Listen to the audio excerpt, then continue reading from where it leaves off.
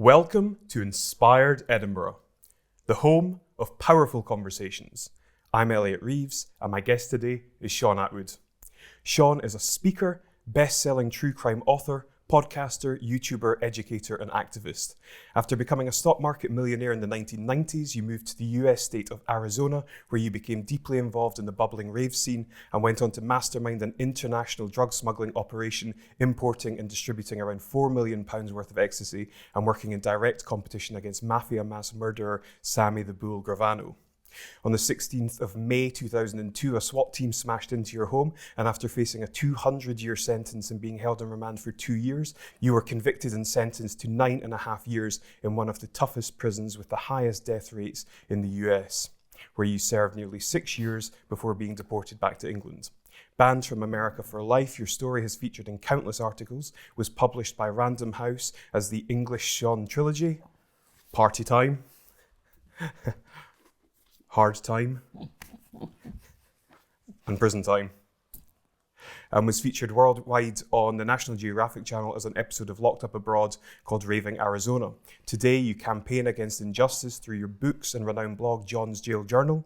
You talk to audiences of young people across the UK and Europe about your experiences and the consequences of getting involved in drugs and crime. And you have appeared on the BBC, Sky, CNN, and TV in over 40 countries talking about issues affecting prisoners' rights. Shaun, it's an honour to have you here. Welcome to the show. Elliot, it's an honour to be here. If I had a house, I would aspire to have a studio like this with these framed pictures from antiquity, Gatsby era women on the walls. This is classic. The energy in here. I hope to have a studio like this someday. It's brilliant. Well, thank you. I'm glad you like it. I really am. Yeah. You know, it's good that you're feeling the vibe. The whole house. I've been on the road for 3 weeks. I had the best sleep in 3 weeks last night away from my own house. It's brilliant. Yeah. Well, I couldn't be happier, honestly. So, I mean, your story obviously has been well told, and it's really astonishing, and the turnaround in your life is really remarkable. So, Thanks. I mean, it's amazing to see. If we can go back to the origins, just a bit of an introduction as to your early life and growing up. Did you ever have a passion as a teenager? I did, actually. What was it? It was golf. Did you pursue that passion? Yeah. Are you still pursuing that passion? Less so now, but yeah, it's still a passion. And what about these interviews? Was that something that's been recent, or did you aspire from a younger age? It's difficult. I don't think that early in my life I expected that I would be doing this, if I'm honest. Yeah. So, all right, well, when I was at school, I was split. I didn't know whether to be a computer programmer. Okay. I was programming games on my Atari 400, or I didn't know whether to go into the stock market. And over time, the stock market won out, started trading as a teenager, doubled money. My nan gave me £50, doubled it right away. Went down the library, ordered dozens of books on the subject. And that decision took me on this life path whereby in America, I moved to Phoenix, Arizona after uni, made all this money, but I had no common sense or maturity. Okay. Now, I remembered the effect the rave scene had on me in this country. I was an anxious student, wouldn't dance, wouldn't talk to women.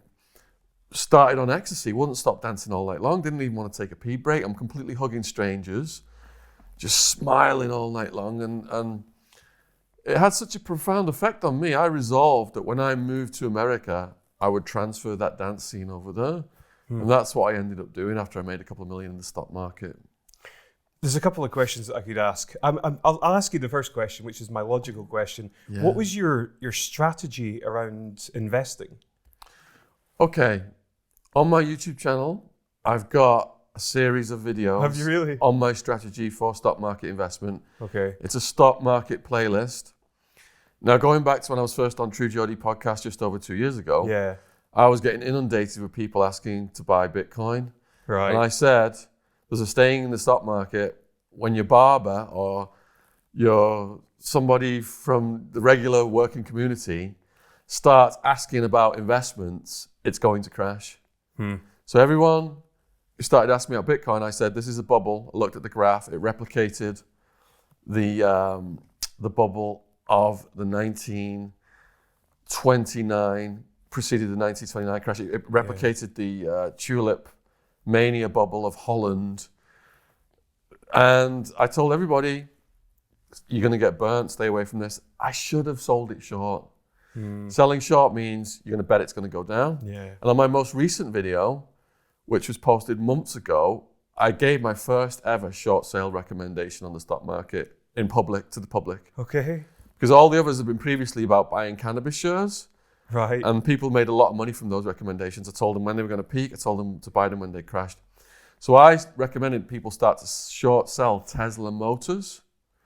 There's a symbol on Twitter, $TSLAQ, which are a group of people who believe that Tesla is going to go bankrupt. So I started shorting Tesla at $340 and it was down to $235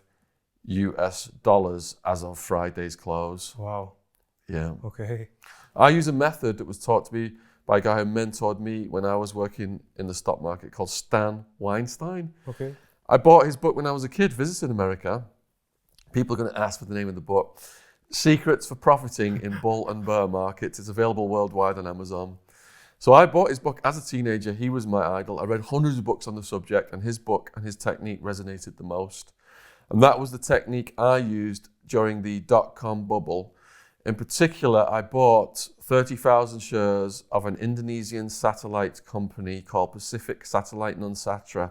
Using his techniques, it did a technical breakout around 5, and that one alone went up to $50 a share. And I had multiple other investments in my account as well at that time. Wow. When I was working the stock market, I contacted Stan. I subscribed to his newsletter, and he started to mentor me over the phone. And I'm also a member of a platform now called stageanalysis.net.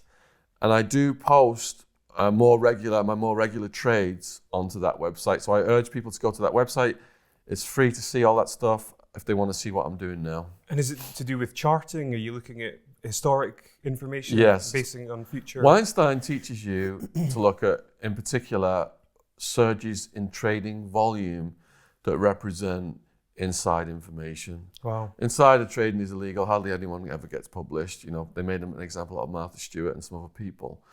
But it's prevalent, and it will show in the volume surges. Okay. Now, one of the big things that opened my eyes to how the world really works is when I was trading the stock market, I was what's called an options principal. Options are derivative securities. They're complex and hard for the public to understand. I was trading options before, as a teenager, when Gulf War I broke out. I was trading gold options. Jesus. So I had knowledge of options, but when I was trading the stock market in America, in the days before 9/11, the volume on the options, betting that these companies were going to go down, surged to 10, 20, 30 times its average day average, all the airlines. Wow. Yeah. So the traders that were placing those bets knew what was coming. Yeah. What was your biggest single trade? My biggest single profit in my life was Pacific Satellite Nunsatra. Yeah. Yes. Interesting. Yeah. I watched, you mentioned the True Geordie. I was watching some of that podcast in preparation for this. Big shout out to Brian and Lawrence. You guys have lit a fire under my YouTube channel that is impossible to put out right now. And YouTube has completely taken over my entire life. I can't even get any books written anymore. I'm just constantly dealing with YouTube stuff. Start a podcast. They want me to start a podcast. All the YouTube followers started a podcast now, interviewing people. True crime podcast every week. Yeah. YouTube just completely takes over your life. Do you, I mean, this is maybe a bit of a personal question. Do you make sufficient enough money from YouTube to be able to survive? Okay. My income comes from books. Yeah. So once I stopped writing about myself, because I realized there was more important things, such as Pablo Escobar, I started to make more money from books on Amazon. So I'm using the money from the books to produce these podcasts. Presently on my YouTube, it's a loss because I'm putting so much into the production of the podcast. But I believe in the long run, it will pay for itself. Yeah. And I'm like the Chinese, I think strategic, long-term in business. Yeah. So this is my biggest investment now is in these podcasts. I like it. You're a very strategic guy. I didn't think it was just on a whim. No. So you said, just going back to the true Geordie, you said for 10 years I didn't think I was an interesting enough person to be around unless I was high. Yeah. Tell me about your first experience with ecstasy. It was news headlines every weekend, all these young people, just like smiley faces, big eyes, police chasing them down motorways and stuff. I'm like, what the hell is going on in this country right now? Because it was a revolution in music. Prior to this scene kicking off, you had to line up at a nightclub, wear a nice suit, bouncers would come out and just look at you and be like, we're not letting them in, not letting them in. Maybe we'll let these fit women in, blah, blah, blah. So the kids were sick of it. So they just started to break into warehouses, break into airplane hangars, wear what the hell they wanted, all these rainbow-coloured clothes, British night sneakers, and it was like the whole, it became like psychedelic and surreal, this revolution in music. And it was a buzz because there'd be like 10,000 people driving on the motorway at 2 a.m, near Manchester. And the police couldn't cope with it. They'd be coming along. They couldn't even get past it. How can you arrest all these people, you know? Yeah. So my mate from my economics class in uni, Gary, he says, you got to come and check this out. So I went off to Manchester with Gary and we went to this club called the Thunderdome. So I go into the Thunderdome and my usual shyness, anxiety kicks in. You know, I'm just trailing behind Gary and he's explaining, you know. So I hear this music like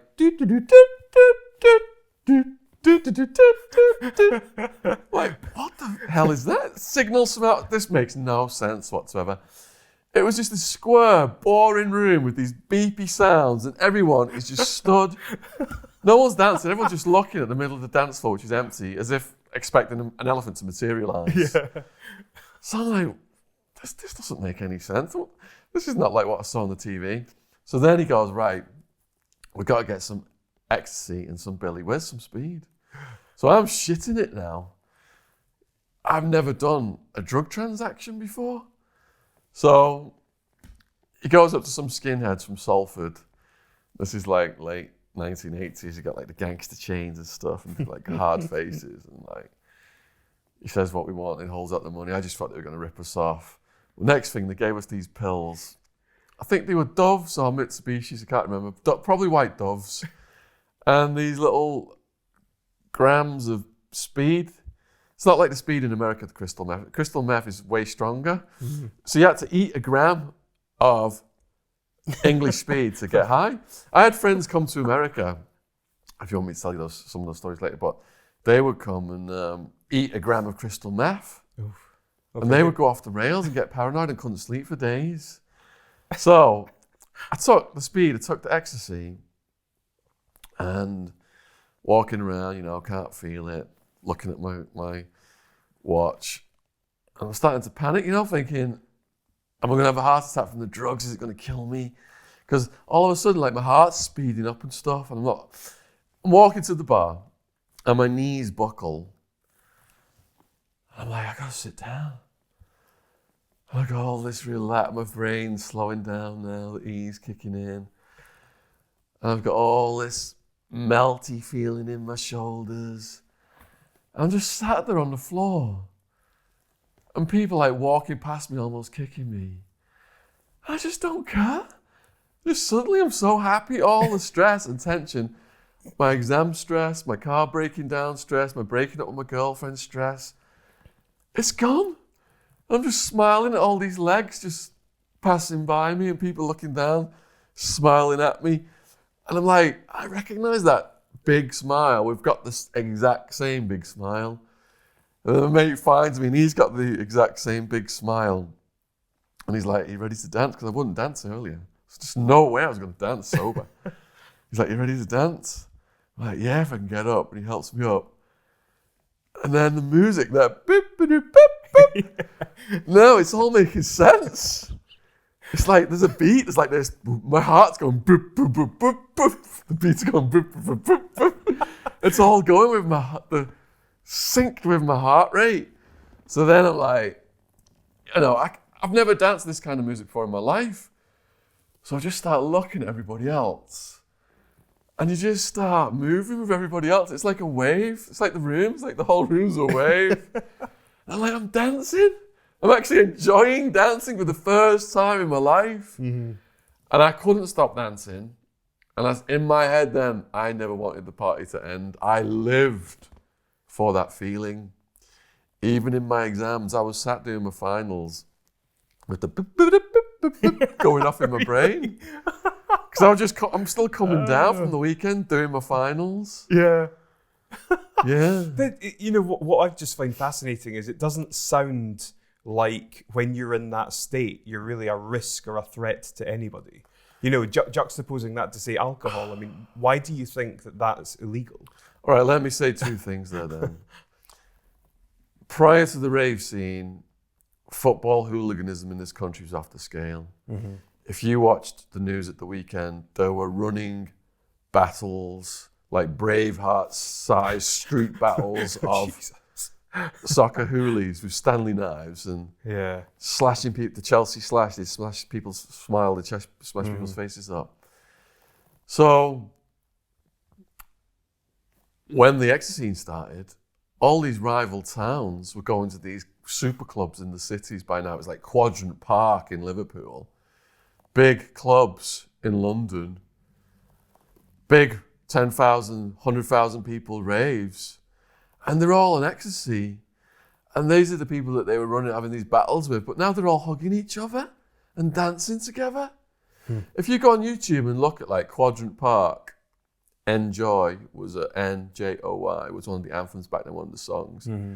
It's nearly all shaven-headed lads that are there dancing to this music, getting on. And that made the soccer hooliganism collapse in this country. So that's the answer to your first question. The other thing that made it collapse, of course, was the arrests and the cameras and everything. Mm-hmm. But you asked why ecstasy is illegal and alcohol isn't. Well, I mean, just really that if you look at alcohol and the potential social problems and aggression and whatnot that's inherent with alcohol use and abuse, whereas ecstasy, you're just like in love with everybody. Well, look at the Labour Party. They commissioned Professor David Nutt to do a study on the harms of all drugs, legal and illegal. Mm-hmm. He concluded that alcohol was the highest on many of the categories, and ecstasy was safer than horse riding. And when he announced those results, the Labour Party fired him. So there is an overriding priority of politicians to appear to be tough on crime, on all illegal drugs, at the cost they fear of losing votes. So even though you've got big-time politicians like Bill Clinton, who was a coke addict, who damaged his sinus from snorting so much coke, whose brother was arrested for coke dealing, Roger Clinton. And on the undercover video, I've watched it, Roger Clinton says Bill's got a nose like a vacuum cleaner for cocaine. Bill Clinton turned around and put hundreds of thousands of non-violent drug offenders in prison, a record amount, housed the most women in prison for non-violent drug offenders than any other president, even though he was a cokehead himself. That model is copied throughout the world, except for the Scandinavians. The Scandinavians have took prison policy now, some of them, out of the hands of politicians, because if we try and introduce something that helps prisoners here, the media might put a headline out like pedos getting job skills at taxpayers' expense, and the politicians will back off because they've got to appear to be tough on crime. Not that most prisoners are pedos, because they're not. Most prisoners, from what I experienced, are people with addiction issues and low-level drug users, but the media focuses on extreme crimes and says how easy it is. They've got PlayStations and gourmet food on the other side to keep the public hating on prisoners. Take it out of the hands of politicians, you can have a sensible prison policy. So the government is getting a piece of the action off alcohol. It's ingrained in the system, the taxes. They're getting a piece of action off the tobacco. It's already ingrained in the system. We were indoctrinated If you go back 100 years, young people in this country have been indoctrinated to smoke and drink. My grandfather was a grenadier guardsman. As a young person, he was sent off to fight the Nazis. And they gave him all cigarettes and told him it was good for your breathing and good for your health back then. Jesus. Doctors were saying it was good for your breathing and good for your health. Yeah, he died of lung cancer. Well, it was the major thing that broke him down was the lung cancer. Mm-hmm. If you look at the harms now in this country, alcohol is the drug that kills the most young people. 3 young people a week die from binge drinking alone. But the government's got its hand out there. Mm-hmm. They don't have to appear to be tough on alcohol because it's ingrained in the system. So it's a cultural thing. It's moral relativism. You've got people who drink alcohol, who smoke cigarettes and cigars, who take prescription pills obtained legally, incarcerating young people mostly, or racial minorities, who smoke weed, who drink illegal drugs such as GHB, who obtain prescription pills illegally. What gives this class of drug users the right to incarcerate this class of drug users? Precisely. It's big business. It's tens of billions of dollars a year right now. The justice system is one of the biggest employers in the world. So there's a wall of establishment money trying to stop it, but the people are sick of it. In America, people are voting to decriminalize weed, and that's the state, not federal government. US federal government has maintained weed as a Schedule 1 substance, more harmful than crystal meth and heroin. More harmful than crystal meth and cocaine, same as harmful as heroin, with no medicinal value whatsoever. That's where the corporations want it. Mm-hmm. That's who controls the government, corporations. Yeah. What kind of reform would you like to see around that personally? All drugs should be completely decriminalized, including heroin, because the drug laws have created the drug problem. Mm-hmm. People think, and I thought, because the government views drugs as bad, they decide to make them illegal, therefore people won't use them, therefore society will be improved. No, that's not what's happened. Drugs we feel are bad, therefore we'll make them illegal. Therefore, completely worthless plants will be more valuable than gold, and the Mafia will have the biggest opportunity in the history of the world to mass produce and flood the entire world. And gangsters will fight over that black market profit all day long and create everything from knife crime in London to over hundreds of thousands dead in Mexico, with Juarez becoming the murder capital of the world, all a function of drug laws. Yeah. And kids now saying it's easier for them to get heroin than it is alcohol because the drug gangs have no qualms selling it to us all day long. Should heroin be made legal? People say that sounds insane. What kind of an example does that set to the kids? There'll be heroin addicts all over the place. Portugal did it. They were sick of what was going on with the illegalization and the transmission of diseases and the shoplifting. And they decriminalized, and the police said, look, that's a bad example. It will increase the heroin use. And the addicts were no longer afraid of getting arrested. They came forward and got counselled off the drugs, and shoplifting collapsed and disease transmission collapsed, and Portugal got the heroin addicts down to less than 50,000. But that doesn't make the prison system any money when you do that.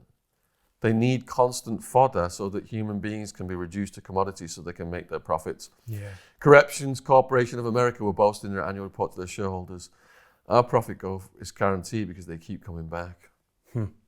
Yeah. It's just not right. It plainly isn't right. No, it's not. But there's a war going on the internet to expose it. Yeah. And the public, there's a backlash right now in America because it's gone to such an extreme. But they tried to build the biggest kids' prison in the Western world in here. 60 to 70,000 pounds a year they were going to get of taxpayers' money per kid. It's sick. It is. It absolutely is.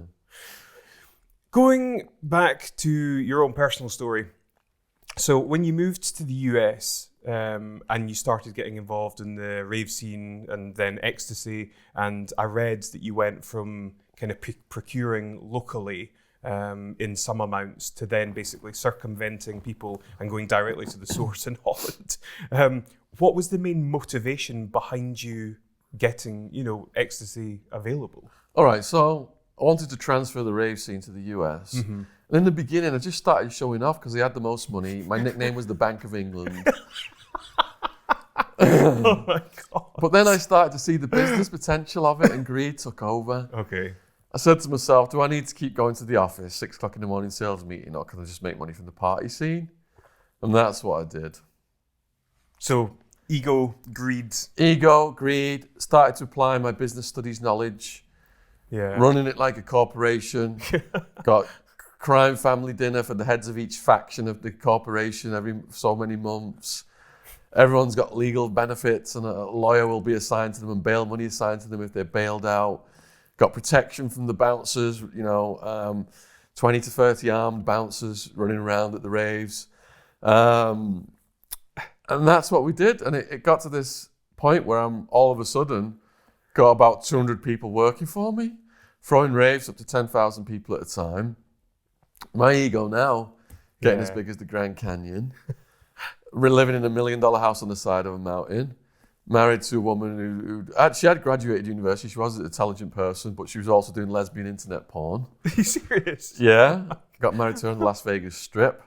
It's one of the most popular stories at the True Geordie channel. And drugs scrambled your decision-making processes.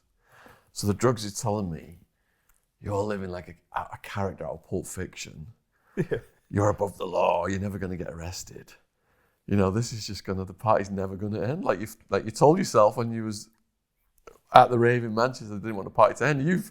You have externalized that now, and you've created this world. You manifested it to perfection. Yes. Unbelievable. So, did you ever think you would get caught? Yeah, it got to a point where these things have an arc. Mm-hmm. And the acme was when I was in the $1 million house on the mountain in Tucson in the Sinvacus community. Joe Bonanno Sr., what he had formerly had been the head of the Mafia commission, was living in that neighborhood. Paul McCartney lived further down the mountain range. That was the absolute peak. And it started to go downhill from there. Some of my dealers got robbed by people. And as I'm doing more drugs, you're always chasing those early highs when you're getting high. Mm. But it's never quite the same. And I learned that every time you take drugs,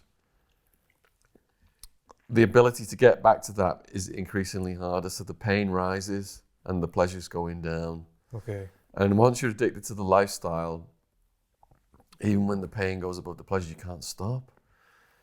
And your behavior is becoming more erratic and paranoid. And it was that deterioration of mindset in the people who were working for me and myself that led to the seeds of our destruction, because my best friend Wildman ended up in a dispute with my best salesman Skinner. Skinner was my closest guy, and before Wildman come over, I gave him all my attention. And when Wildman came over, he became intimidated by Wildman's presence because of Wildman's 25 stone size. And Sammy the Bull's crew, Sammy The Bull Gravano, they ended up luring Skinner to a nightclub in Scottsdale under the pretext of a drug deal, mm-hmm. and knocking his teeth out and taking all of his pills and all of his money and everything. And I supported him and tried and helped him rebuild, but the rivalry with Wildman got to such a point where Skinner, he had some gangster dudes throw a petrol bomb through Wild Woman's window. Wild Woman was Wildman's girlfriend from Liverpool, very tough character, while Wildman was in a federal deportation prison. So when Skinner thought Wildman wasn't going to get out of this federal deportation prison, but I hired a lawyer and expedited the process, and then smuggled Wildman back into the country. I can't remember whether it's through Canada or Mexico that time.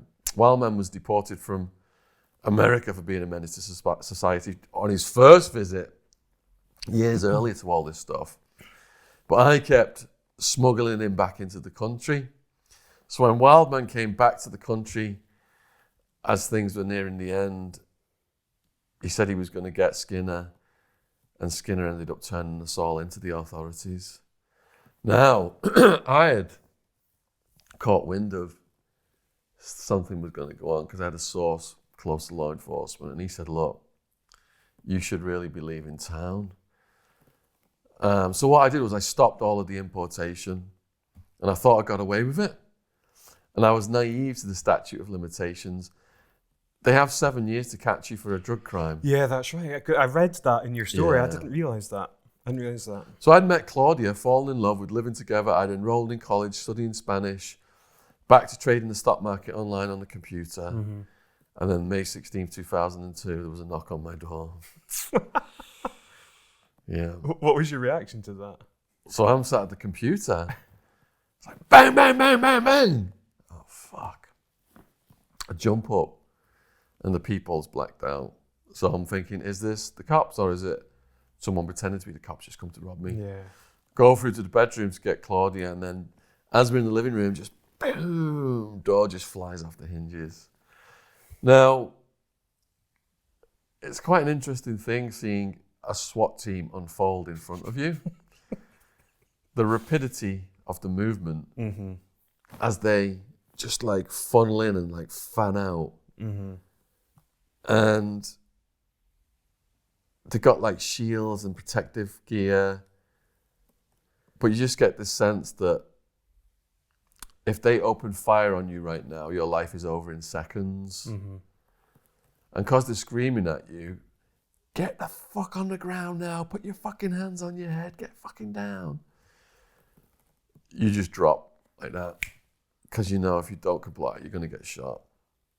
So I dropped, and they crush you and handcuff you. And then the detective, who was my nemesis, Detective Reed, just wrenched me up and just got in my face. And he was like, basically, gotcha, Attwood.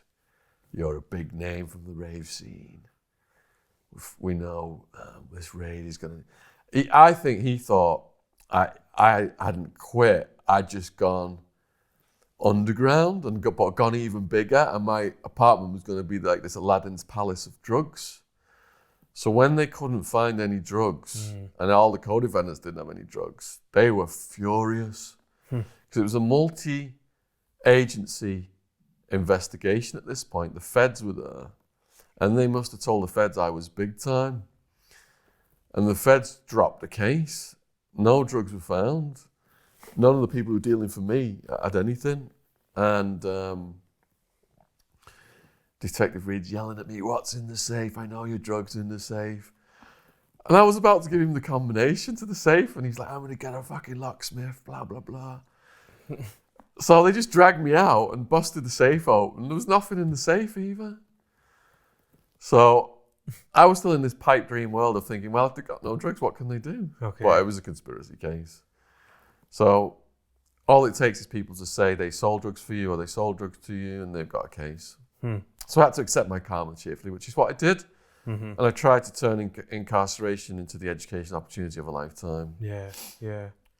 You said, I just want to quickly pick up on something. Yeah. When the SWAT team burst in and you know that your life could potentially be over in a split second. Yeah. What was your relationship or your perception of death at that point?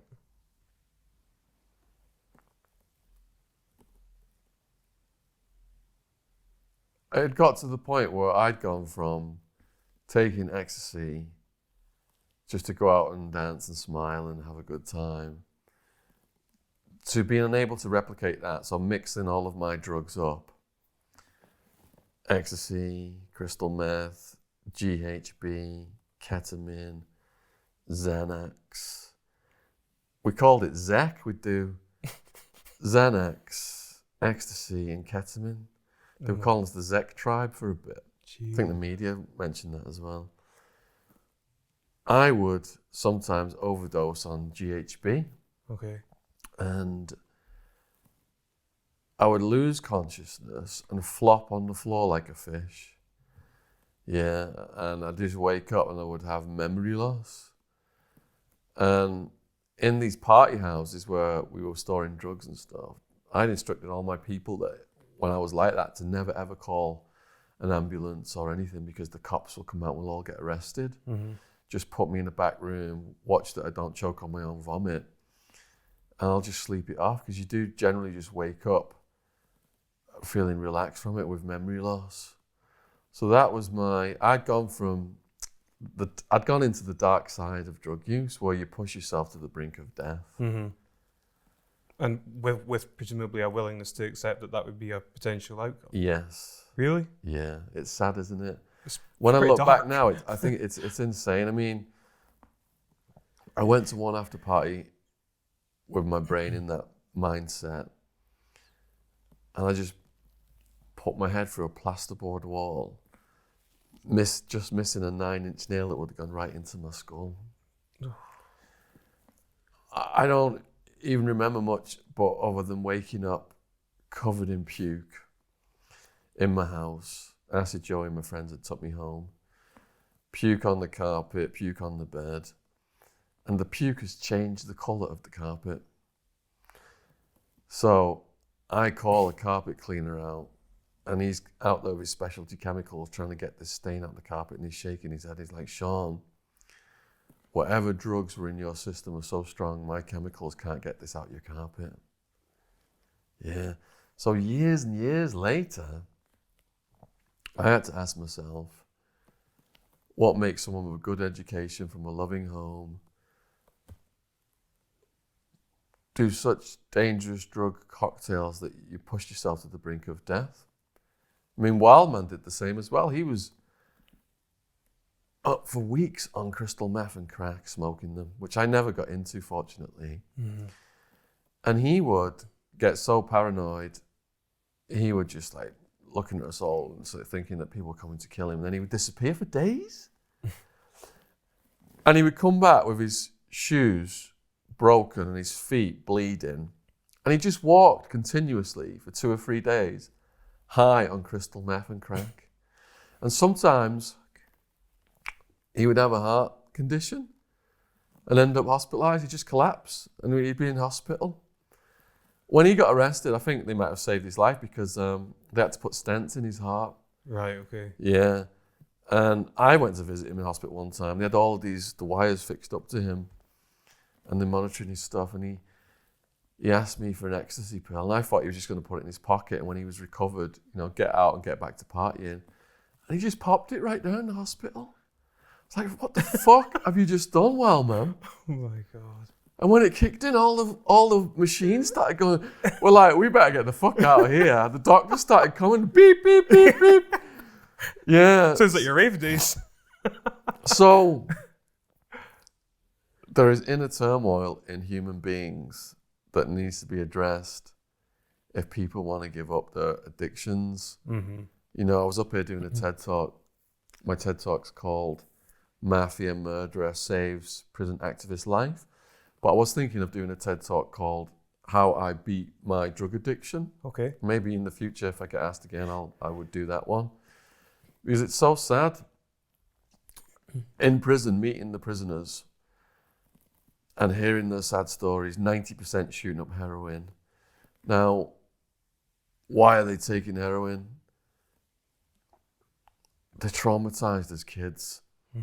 They're thrown away, raised in care homes or foster homes or young offenders prisons, where they're further traumatized from the stuff that they're escaping from, getting molested, getting physically abused, seeing parents die. They're trying to escape from that, and yet we put them in these institutions where they're further traumatized. And they end up taking the hardest core drugs so they're not feeling the pain. It's self-medication. And then as adults, they're street medicating, they're violating the laws to get this. So then we put them in prison, where they're further traumatized again, treated like animals.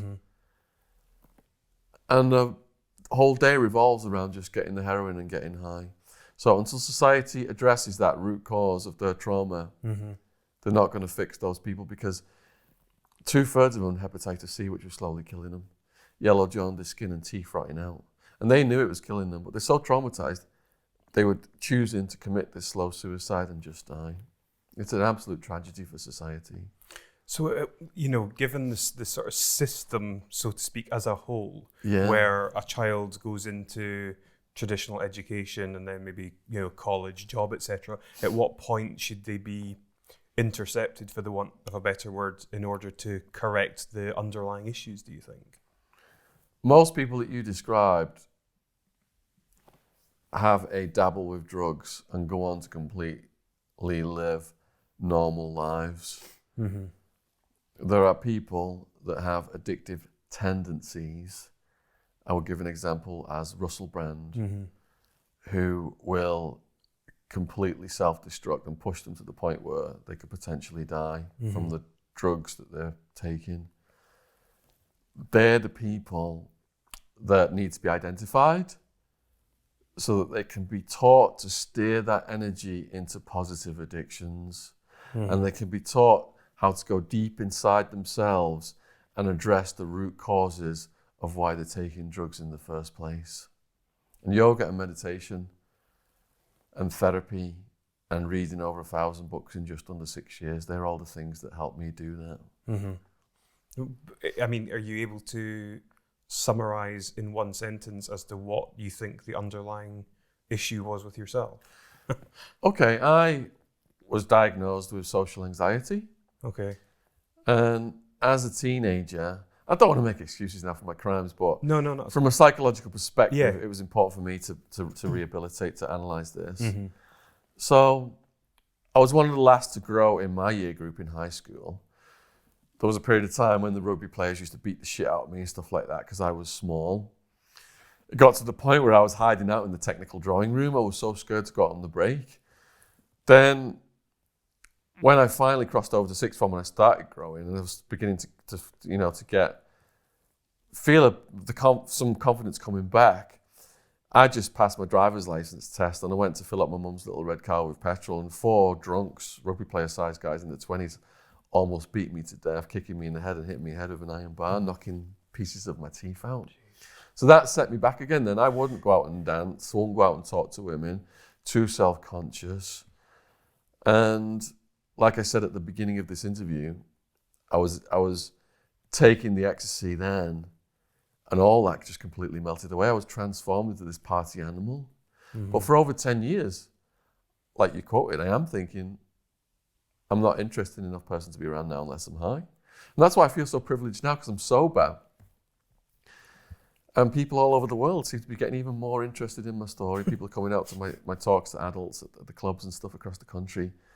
And I feel really privileged that people are fascinated by me, just a normal lad from Widnes.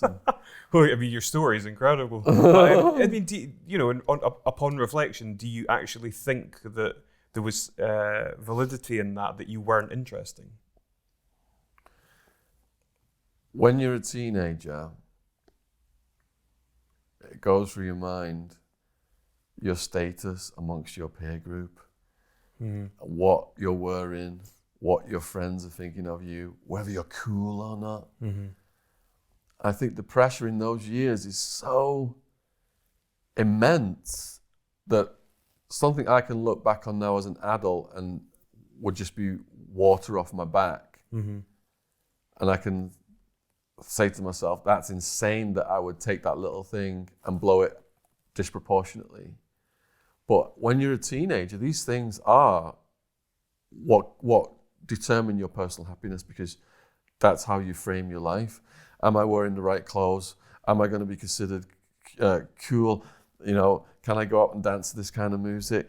Am I going to get a girlfriend? Are they going to laugh at me if I try and dance, if I'm wearing the wrong clothes? Yeah. All these things are going through your head. It's acceptance, isn't it, in your peer group? Yeah, I guess you're seeking external validation. Yeah, absolutely. Mm-hmm. But going through everything that I've gone through in life, especially incarceration, I had a social anxiety, but now I'm being forced sober to live with people, some of whom are maniacs and would have crossed the road to avoid. Mm. And I'm in a cell with a serial home invader torture who's threatening me day in, day out. So the therapist said if you're afraid of something, flying, spiders, whatever it is, you've got to confront that fear head on to overcome it. So I was forced, an invisible hand picked me up, social anxiety, drug user, and put me in an environment where for 6 years I was sober and living around people, some of whom were maniacs. Then you get out, you're released into normal society, which then the world seems like a completely safe place. Yeah. So your social anxiety's gone. So I was going to ask you, what were the biggest positives that came out of the experience of being in prison around people who, basically every circumstance, dead rats in the food, cockroach infestation, concrete oven temperatures, gang mayhem and violence. That's such an extreme circumstance. What would be the upside of that for you? The therapist said to me, Shaun, dealing with the thugs in here is going to give you a skill set that's going to last you for the rest of your life. So, things that I would have taken personally, I don't take personally. Things that I would have been afraid of, I'm no longer afraid of. And I can get out and be around people and enjoy talking to people and not think I'm not interested anymore. And it becomes a very pleasant experience getting out on the road, meeting all these people, and they're so interested in asking me all these questions. It's completely transformed my life. Which is just so bizarre, Well, that you can find light in the darkness, I suppose, is one way of the whole of incarceration metaphor. saved my life. That SWAT team, the prosecutor, people I hated at the moment, I credit all them now with saving my life, taking me out of that dangerous lifestyle. Because even though I'd quit the importation, I couldn't quit my addiction because I'd not addressed the root causes. I was leaving my girlfriend at home on the weekends and going out with wild men and my friends getting high still. Yeah. To what extent do you care what others think about you now? Okay. That's a very interesting question because I've recently had a big situation on my YouTube channel. Yeah. Got to phrase this very carefully to not resurrect the negative forces. They'll just be on my channel now. Thanks, mate. It could possibly cross-pollinate your channel. This is a liability. Live by the sword, die by the sword, Shaun. Another podcaster, female comedian, recently asked me about the situation, and she started to get some of the negative comments and the skeptical people being abusive towards her. So let me run it down. I had my YouTube channel for 10 years. My dad actually started it for me when I was in prison. No, sorry, he started it for himself. Okay, I hijacked it. The first video on my YouTube channel, I think, is my dad in Tenerife in a Queen cover band. Yes. He's not Freddie Mercury, he's the guitarist. And that video's still on my channel. My channel's Derrick at, D-E-R-I-C-K at. So, got this YouTube channel for 10 years before I went on True Geordie. I did put the odd video on it every now and then. Sky News appearance, How to Survive Sheriff Joe Powell's Jail was put on years ago. But I'm an author. So all I was interested in was putting my work out as written content. Didn't see any, I had no motivation at all to start putting out video stuff. Went on True Geordie. Thanks again, Brian and Lawrence. And the subscribers started to jump. So what would the subscriber count roughly have been at the before that? That was 2016, I think. I had virtually no subscribers at all. Really? I did some activism for Stephen Avery and Brendan Dassey making a murderer. Mm-hmm. That caused a jump, the first jump.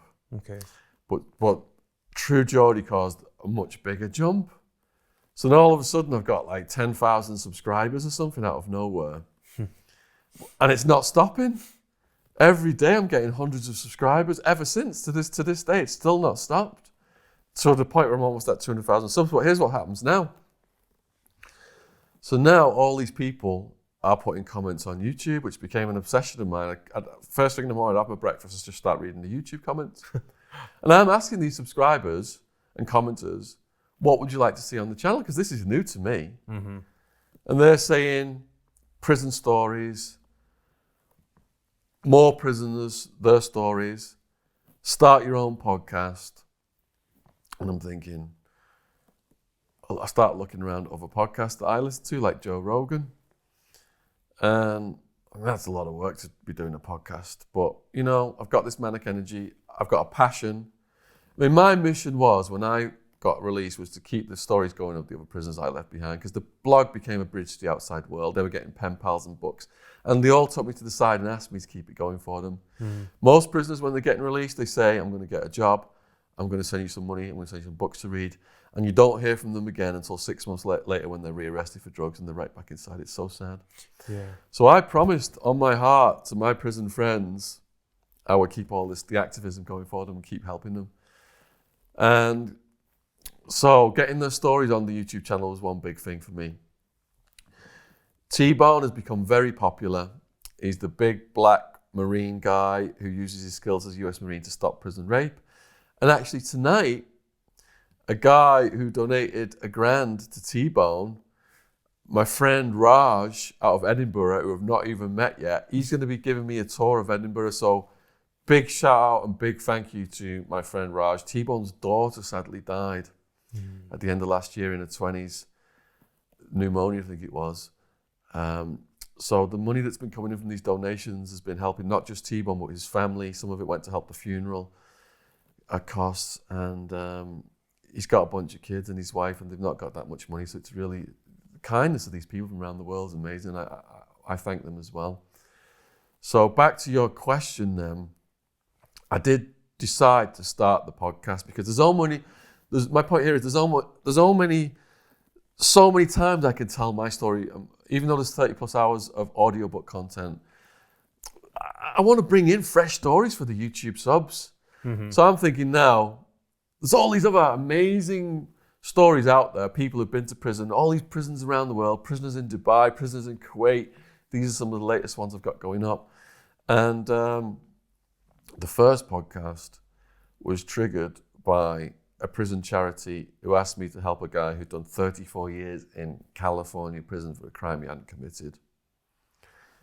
So I met Jamie Morgan Kane, very charming, great speaker.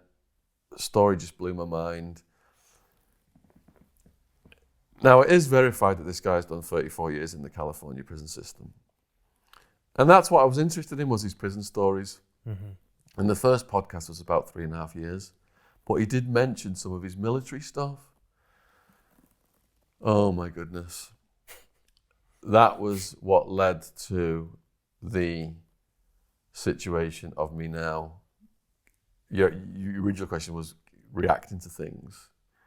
Because there was a massive backlash against Jamie Morgan Kane's claims about his military. Claims were not that he was not in the military. Another big YouTuber who's got a 100% track record outing people who either embellish military service or claim to be military personnel who have not. So when people started to tell me this guy was looking at Jamie, I had no idea who this guy was. And when he put a video out, I was quite shocked that it was so incendiary against myself. I'm on this mission to help people. But he basically said I was a piece of shit ex-con in a conspiracy with Jamie to defraud the public out of money. That was just one of the claims. Yeah.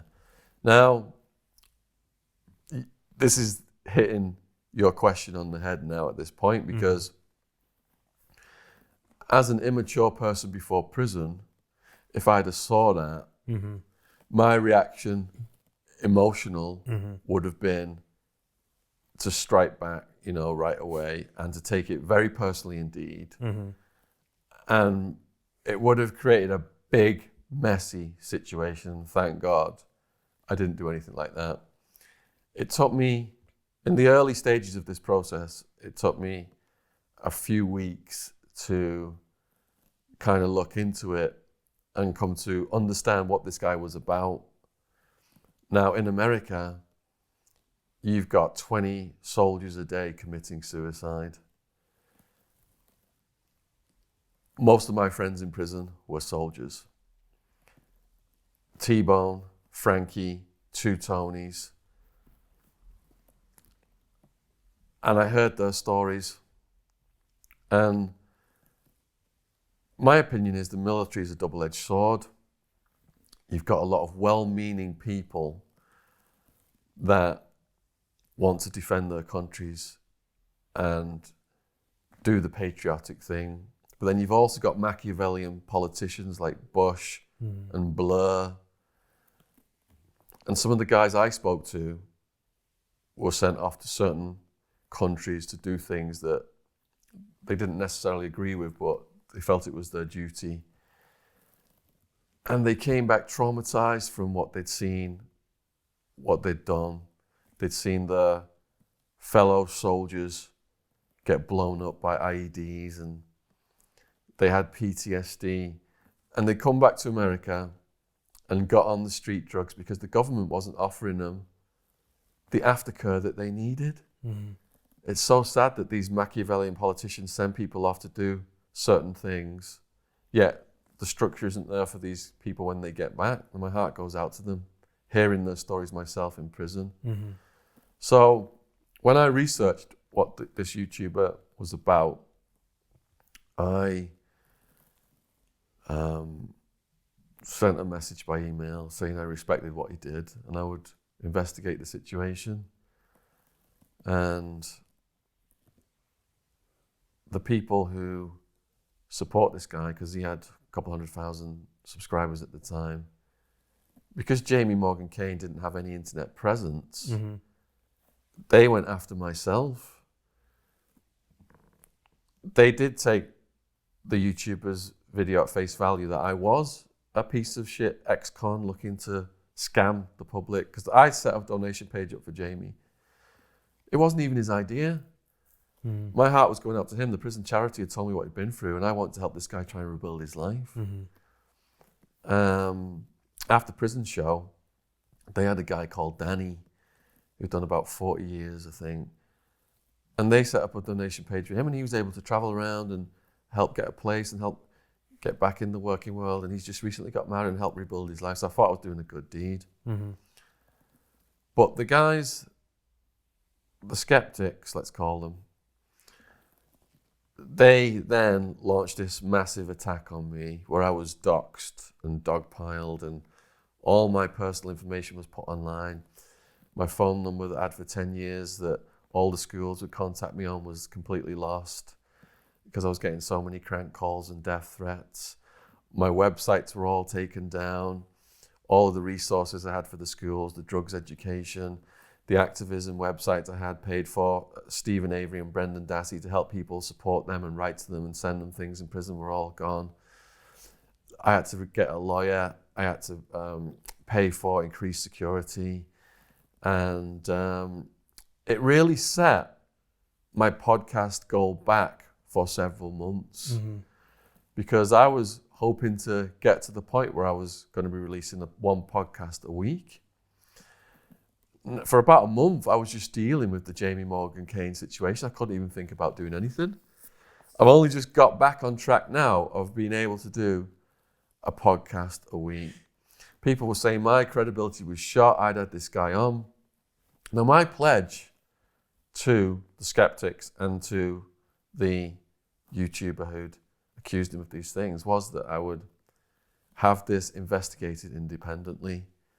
And there is an independent entity in London now that has a legal department, and these guys have got multi-millions capitalization that can get to the bottom of this. This is something that I can't do. I'm just a little guy with my resources trying to get my story and the stories of other people out there to the world. You know, Jamie Morgan Kane has submitted 60 documents to this entity. Okay. And this is not a quick process. People are saying, because I've not done this fast enough, I'm in on it with him, I'm you know, all this stuff. Legal, anything to do with legal, it takes, if you're a publisher, for example, I'm an author, Random House is my publisher, submitting my books to them. I think my book's just going to be on the shelves next week. Their legal department goes over the entire book, and it could take a year for them to investigate it and demand paperwork and to research that paperwork. And they tell you what parts of your book you've got to get changed and what names you've got to change and all that. And some people call me out on my stories because I've changed names on YouTube versus what they've read in my books. God. So legal entities take months and months and months to delve into these stories and make sure everything's authenticated. Mm-hmm. And when the results are out from this investigation, then I will do a YouTube video about that. And that's what more can I do in this situation? Yeah. Some people say my credibility is shot now. They're never watching any of my podcasts because all my guests are just liars and fakers and I'm in on it with them. Now, your question is, do I react to this stuff? Well, this is a big long-winded thing, but because of prison, I've learned that, in prison, people are calling each other names all day long. And the people who react the most to the names are the ones who get picked on the most. Mm-hmm. So I've got to admit that we're all human, and I did have an initial emotional reaction. I mean, when you wake up one day and all your websites are gone and all your information is online and you're getting death threats on your phone and people are calling all your speaking venues and trying to get your talks cancelled and you're getting people contacting you and you've got to deal with read all your passwords, all your accounts are trying to get hacked, and you got to reset all your passwords, and you got to do the double, what's it called? The double authentication when you log into things. Yeah. And this is going on for weeks. It's hard not to have an emotional reaction to that situation. Yeah. So I'm thinking, the whole family's having an emotional reaction to this situation. This is causing us grave concern. Mm-hmm. But now that I've calmed down and looked at it in a cooler light, and I think I've handled it and done everything I can to address these claims to the best of my professional ability, the people are still coming in accusing us of things. I have students now who are moderators on my YouTube channel. Okay. I fully believe in freedom of speech. But it gets so sick to a point where moderators are now on my YouTube channel, and some people have been blocked and some comments have been deleted. And I never ever wanted to get in a situation where I'd have to do that. Mm-hmm. But it's causing upset to my family. I'm tough now from prison, I can handle this. It's causing upset to my family, and it's causing upset to the family members and friends of my podcast guests. Jesus, Jamie Morgan Kane's videos now, all comments are disabled. Yeah, I had that down in my sort of questions to, well, clearly it goes deeper than just troll posts. you know, it's not just... And I completely respect and understand the issue of stolen valor. My podcast is not even about military stories, it's a prison podcast. Mm-hmm. But because of the issue is so serious, and Jamie mentioned military stuff, I've had to handle this appropriatly. Mm-hmm. I'm not lashing back at the people who are attacking me, and I'm getting seriously attacked. Mm-hmm. I could have referred this over to Wildman to combat, not the guy who instigated the people coming after me with these incendiary videos, but the troll people, not the skeptics. They're skeptics and trolls. I could have sent Wildman at him on YouTube, attacking all these trolls. Mm-hmm. But I'm not about that. Why engage with this negativity? Yeah. It's childish. If you're focused on success, this becomes a drain of your mental energy and your financial resources. I mean, what is in it for the future of my activism and my channel by engaging with these people? It's just a waste of my day. Yeah. But the ones who have raised serious issues, I've tried to say to those people, I'm taking you seriously, and here's what's going on. Mm-hmm. Don't want to lose people who are loyal followers who now think I'm in on some kind of conspiracy to defraud the public. Yeah. So, I mean, it's an interesting point, because obviously from my perspective, I have guests on my show, and I possibly overthink having certain people on. But I mean, do you think that having somebody on your podcast as a guest is an implicit endorsement of that individual? No, but people watching my videos do think that is an implicit endorsement of that individual. Yeah.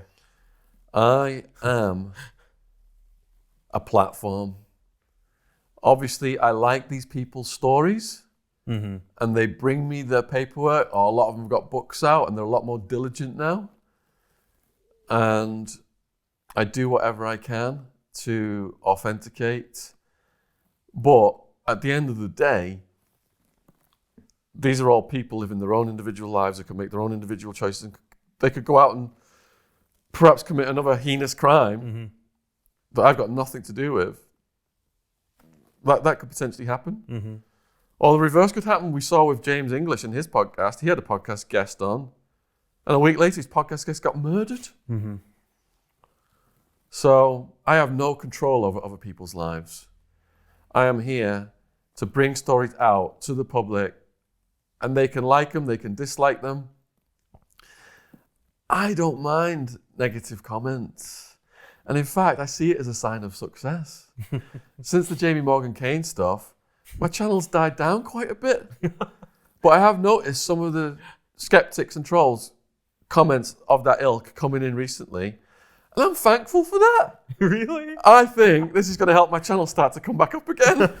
This is a sign, because when things get big on YouTube, these people are prevalent. Without them, I'm at a loss. Come back, but not be completely evil and scare people and family members and issue death threats. Don't go to that level. But please come back and say negative things. Because I am for free speech, and the internet, that's how society progresses when you've got all these different kind of viewpoints. And I've learned a lot from this situation. I've learned a lot from the people with the negative comments. And that's helped me stay in my channel as well. But it's my family members and the family members of guests who've got scared and intimidated by this stuff is why moderators have had to be brought in. Yeah, that's I'm for free speech. It doesn't bother me. I've been to prison. I've heard things much worse. And not from keyboard warriors. Yeah. From people who could slit my throat and pop my eyeballs out. So I lived with a serial home invader torturer who was threatening to cave my skull in with a padlock in a sock. So some Reddit kid on YouTube saying he's going to come to one of my talks and do something. You know, killers don't leave evidence online. That's not how professional killers operate. What do you think motivates trolls on YouTube and Reddit? There is something in human nature that is good, and there is something in human nature that is bad. And we all have it in us. And this is the internet equivalent of a lynch mob now, the troll mob. And if you can just say something to someone from a keyboard and they can't even see who you are, suddenly you've got the brave heart of a mountain lion. But if they saw you in public, you would have the heart of a pissant. You wouldn't even dare to say something to someone's face like that. I guarantee 99.9% of these trolls, maybe even 100, would not go to Wildman's house and say anything to his face. And Wildman, on some of his videos, he says, I stay up at night waiting for people to come to my house. Here's where I live. Puts his address on the videos.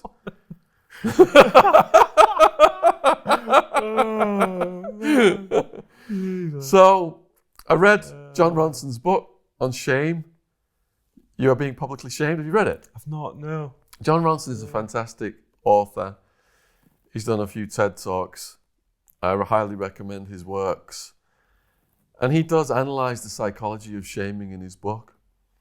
And he just says, because there's no repercussions for them, these mobs form instantly.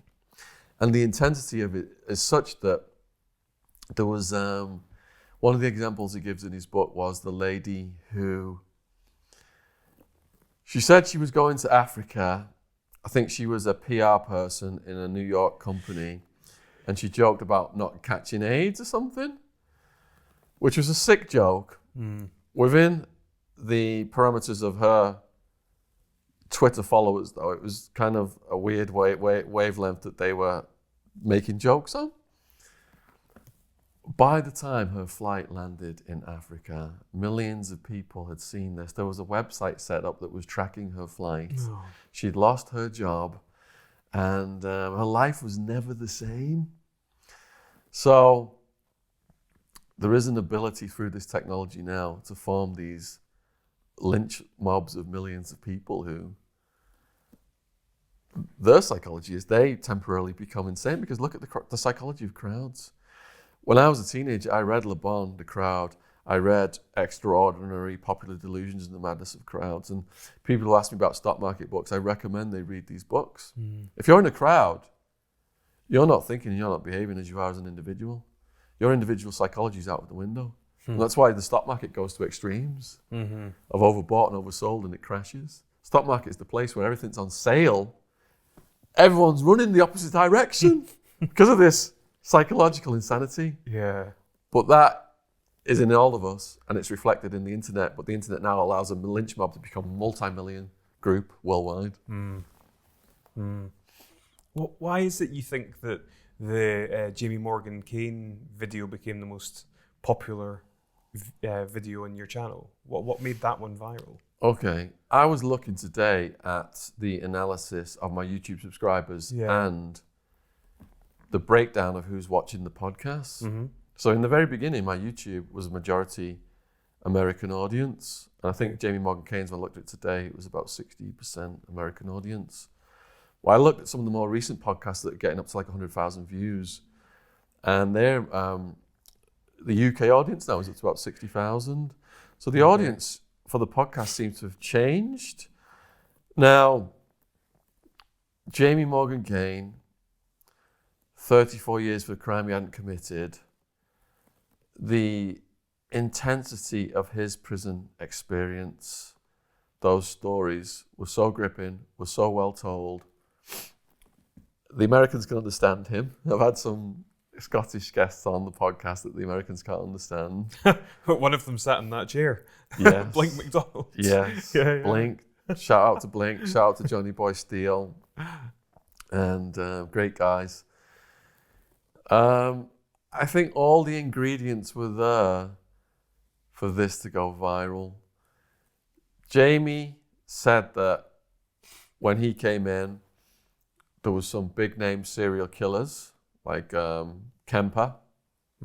Edmund Kemper. Yeah, he's that TV show. He's part one of that TV show, Kemper, wasn't he? Mindhunter. Yeah, which has created a lot of interest in Kemper. Manson, one of Manson's executioners, and there was one more serial killer. And then his battles against the Aryan Brotherhood was so gripping as well, because the most gripping story, which is close to getting 4 million views right now, is what if a shot caller puts a green light on you in Folsom Prison, California. I think it's about a 35, 40-minute clip. And even today, it's the most, I woke up this morning, it's the most watched thing on the channel.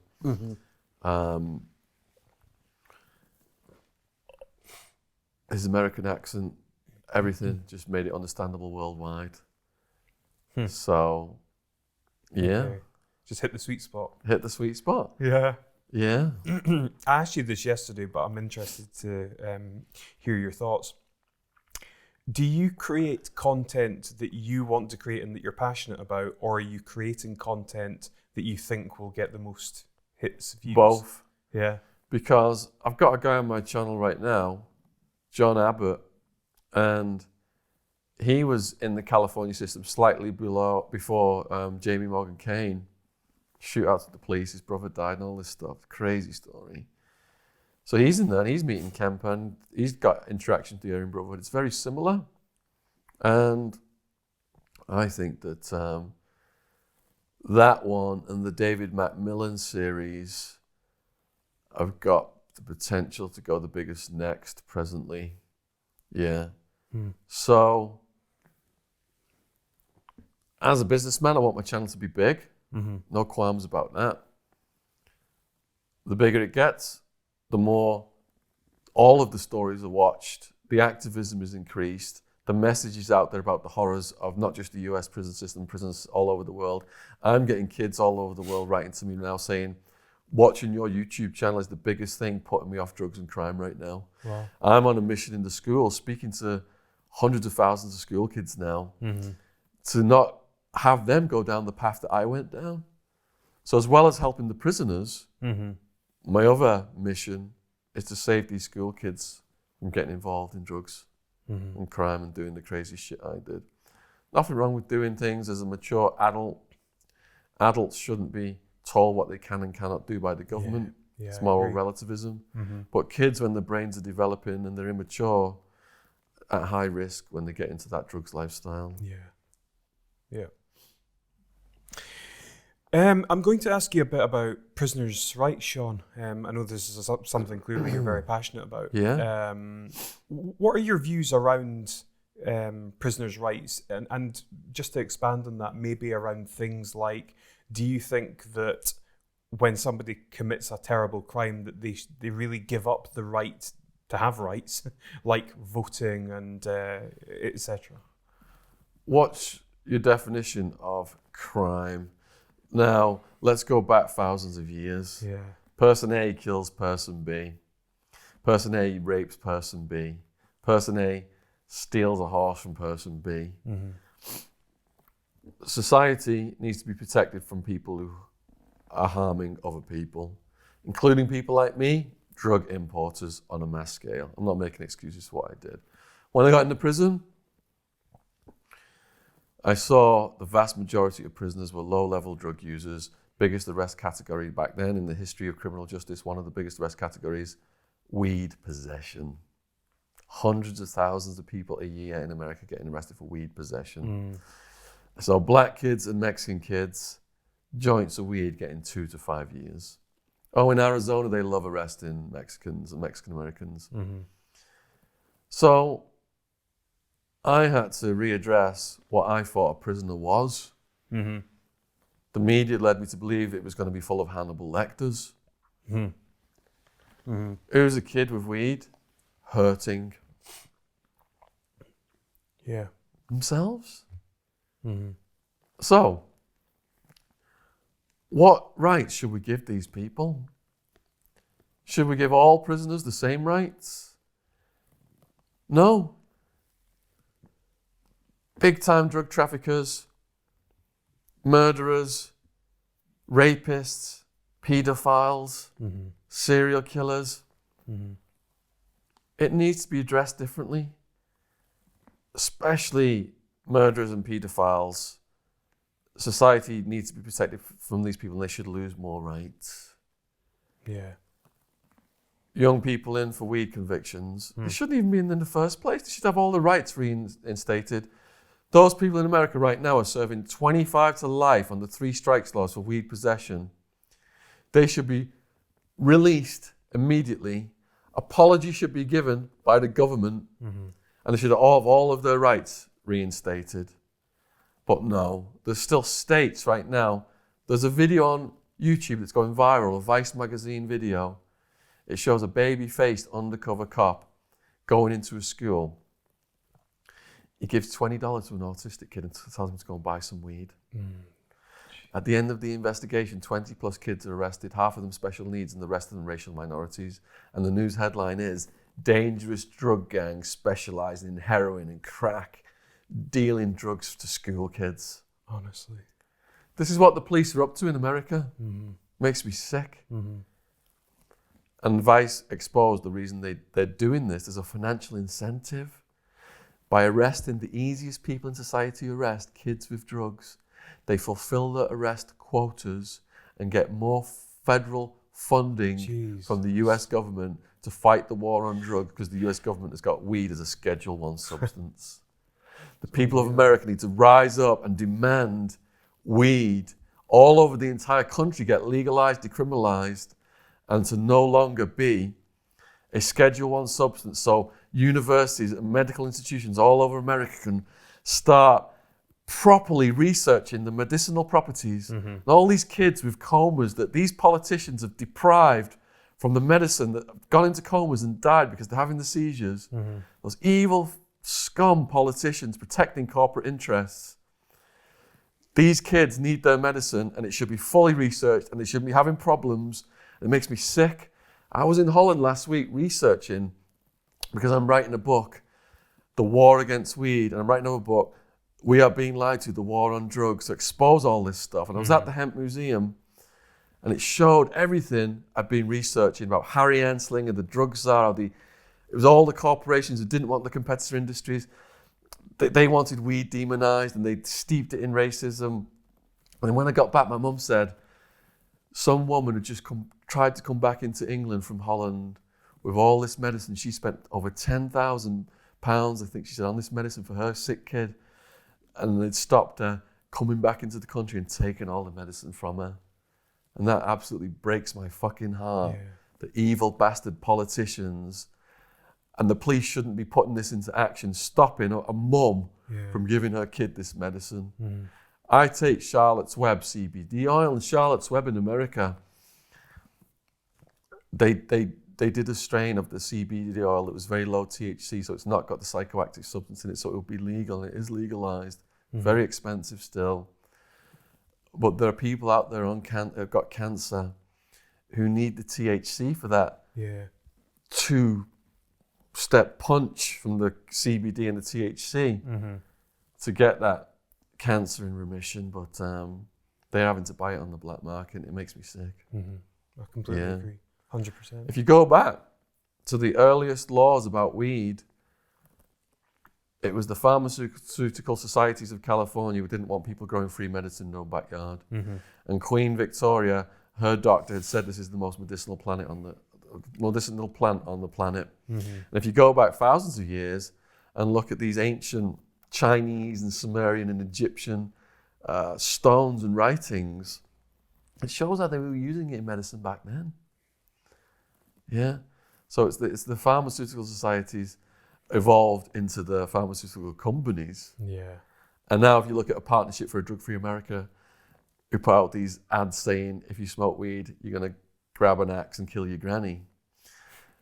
They're financed by pharma and alcohol and tobacco, who don't want the competition still to this day. The government's going along with it. Mm-hmm. Governments all over the world are going along with it.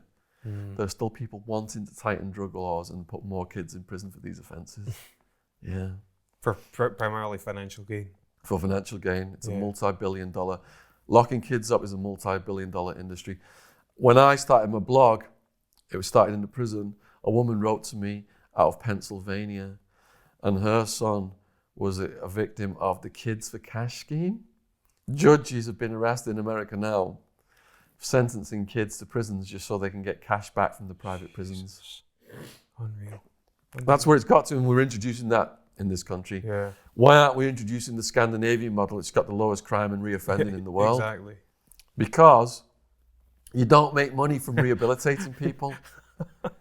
Yeah. They've took it out the hands of the politicians in some of those countries, so it's not vote dependent. Yeah, yeah. We should be doing that here. Mm-hmm. Absolutely. Yeah. My next topic actually And they allow prisoners to vote. Yeah. My next heading is rehabilitation and reoffending, but just before that, views on the death penalty. So I was for the death penalty until I got in prison. Someone kills my family in cold blood, I want to see that person die. Got in prison, saw the corruption, and the thing that opened my eyes to the corruption was Alan Simpson, my lawyer, getting Ray Krohn, the Snaggletooth killer, off death row in Arizona. Wow. Waitress found dead at a bar. Ray, a postman, had been at the bar. Bite mark found, DNA found. They arrest Ray. Bite mark doesn't match, DNA doesn't match. So what does the state of Arizona do?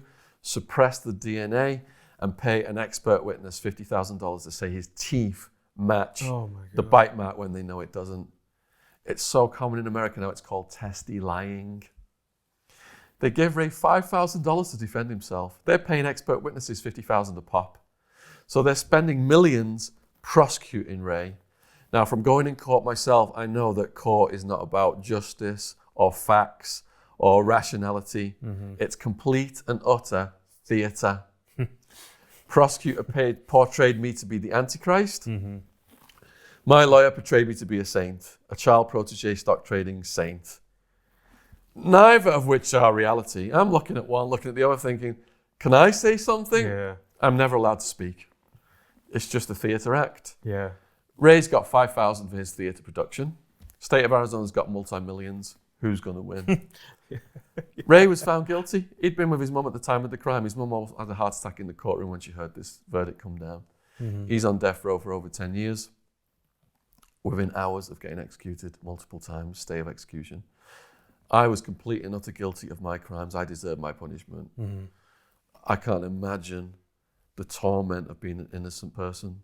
Because if you protest you're innocent in the Arizona prison system and in justice system all over the world, if you protest your innocence and you've been found guilty, you're not showing remorse now. You're going to get the hardest, roughest ride possible.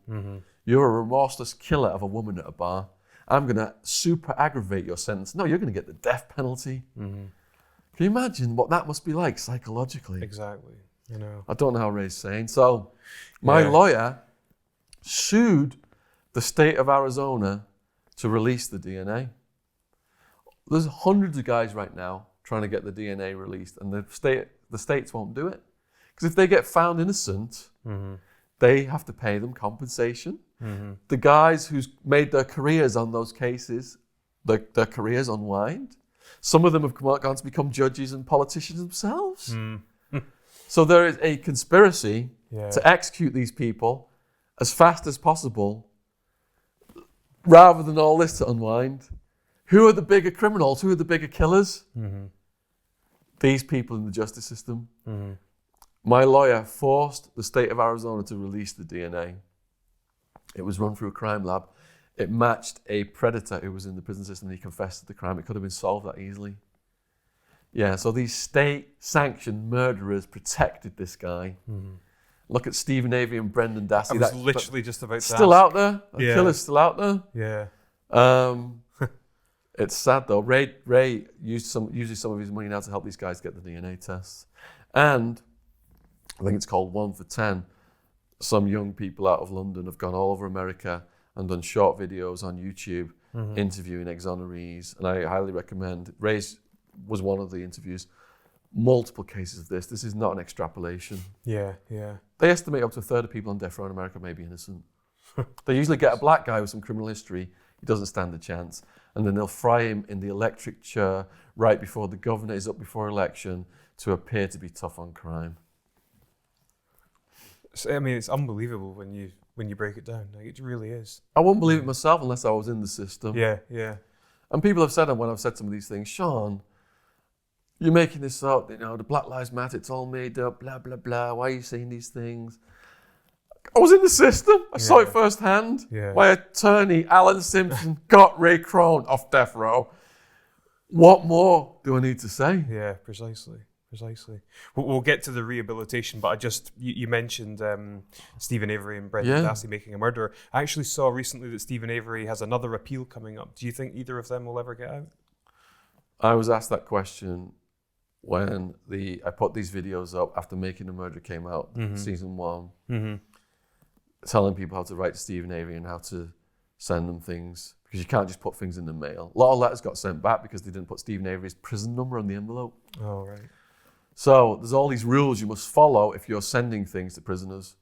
And I urge people to send things to prisoners because receiving mail is like gold. The guys are stood around the guard tower looking at the mail call and the mail pile, and if they don't get anything, they got this sad look about them. And I thank all the people who written to me while I was in prison. It was like the spirit of you guys was there with me. I really appreciate that.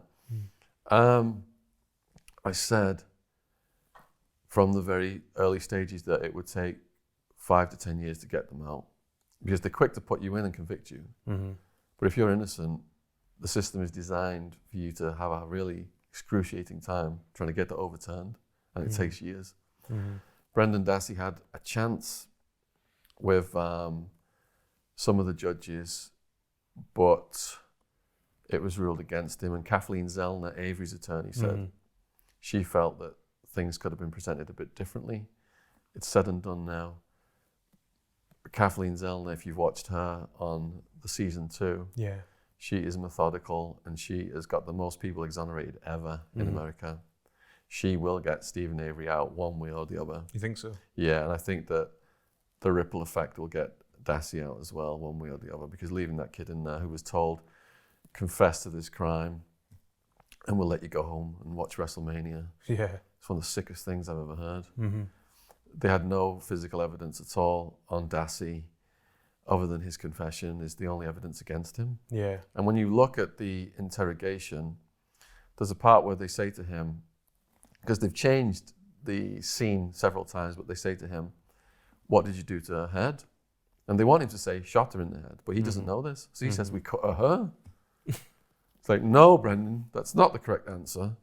What did you do to her? Oh, we slapped her, we punched her, we cut her, all this stuff. Yeah. And in the end, he goes, no, Brendan, you didn't do any of those things to her.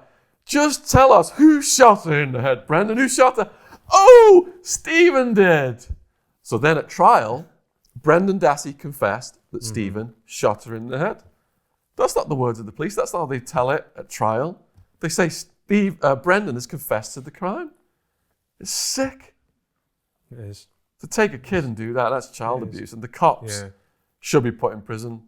And one of the reasons this is reoccurring is because the cops and the prosecutors, and Zell has done a good talk on this, have absolute immunity from their own crimes. They can commit judicial fraud and all these crimes, and they will never spend a day in prison. So they have every incentive just to pull every dirty trick out the book to stitch someone up.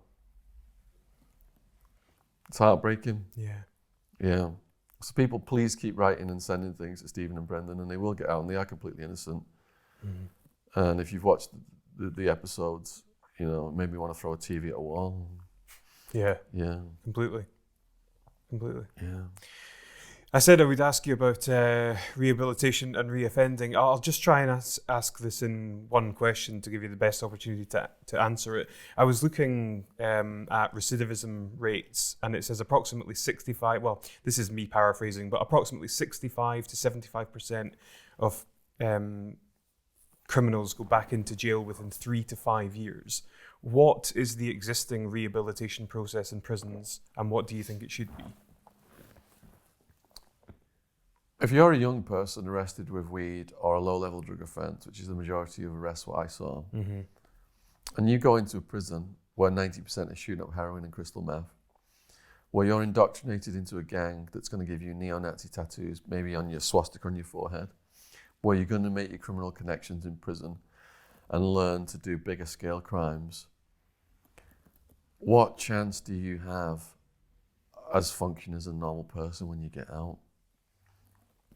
The gang knows if it puts a swastika on your head and SS lightning bolts on your neck, are you going to go to a job interview looking like that? The prison knows if they allow it to be drug and gang infested mayhem, when you get out, they give you $50 gate money, say have a nice day. Once that's gone, you're going to come right back. So the young people have got it from both sides, pressure to reoffend. Again, Scandinavians, job skills, educations, not treating people like animals, lowest crime and reoffending in the world. That is the model that we should be adopting. Yeah, I like it. Definitely. You credit books as being the lifeblood of your rehabilitation. What would be some of your, your sort of favourite books or the staples? I do get asked this all the time, Yeah. and I don't think I've done a full exploration of this on YouTube. Okay. In the previous video, I've tried to give young people some of the books that have helped me advance in life, psychologically, personal and financial success. And those books primarily, I would say, are Robert Greene books, like the 48 Laws of Power. Yeah. And Mastery, It's like great. learning to master your own psychology. I would also say books like classics like How to Win Friends and Influence People. That was mandatory reading as a stockbroker. It was also mandatory as a stockbroker that we went to watch the Tony Robbins gig. This was back in the 90s. So Dale Carnegie's books, the crowd psychology books that I mentioned, books on influence and psychology, books on networking, business strategy. You know, for people who are aspiring entrepreneurs, there's just so many good inspirational biographies out there. One of the ones I really love is the guy who founded Apple. Yeah, that's such an amazing story. Yeah. I see Branson's going against the war on drugs right now. I need to read more about Branson.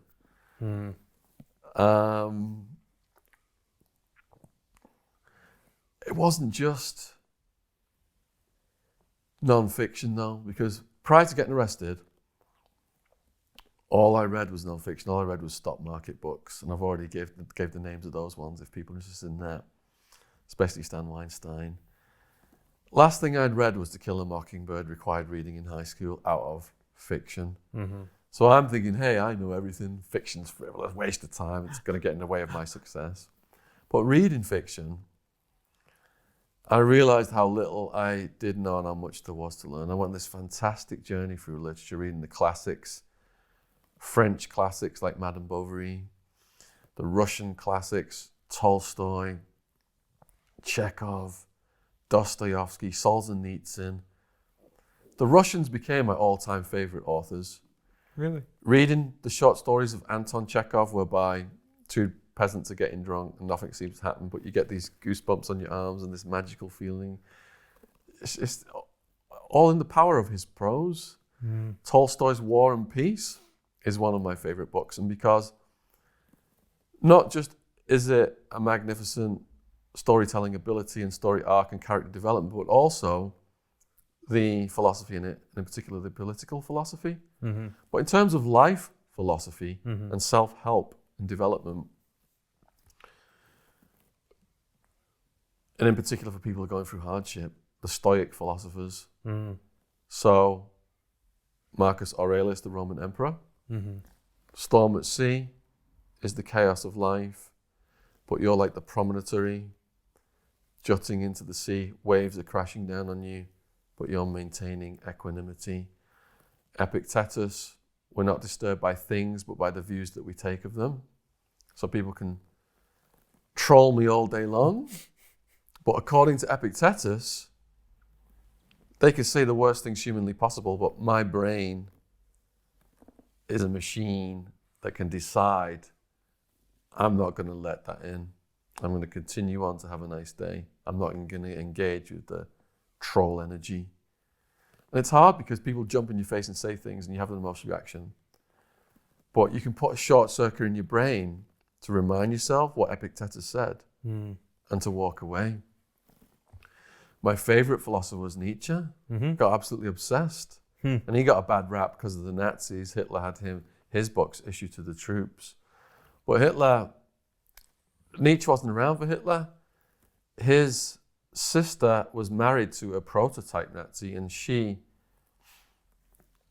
changed some of his stuff a little bit to portray him a little bit differently than he really was. But he, before he went mad, Nietzsche, one of the last things he did was he grabbed a horse and he was holding onto the horse. He had such compassion for it. Live your life like a work of art. If your passion is interviewing people, you put a lot of effort into that, don't you? But imagine if you just put that much effort into how you live your own life. If you put that same discipline, how much the standard of your living would improve. Even the rappers are quoting Nietzsche now. What would Nietzsche think if he heard a rapper going, that what does not kill you makes you stronger? It's become such a cliche, but it's true. Yeah.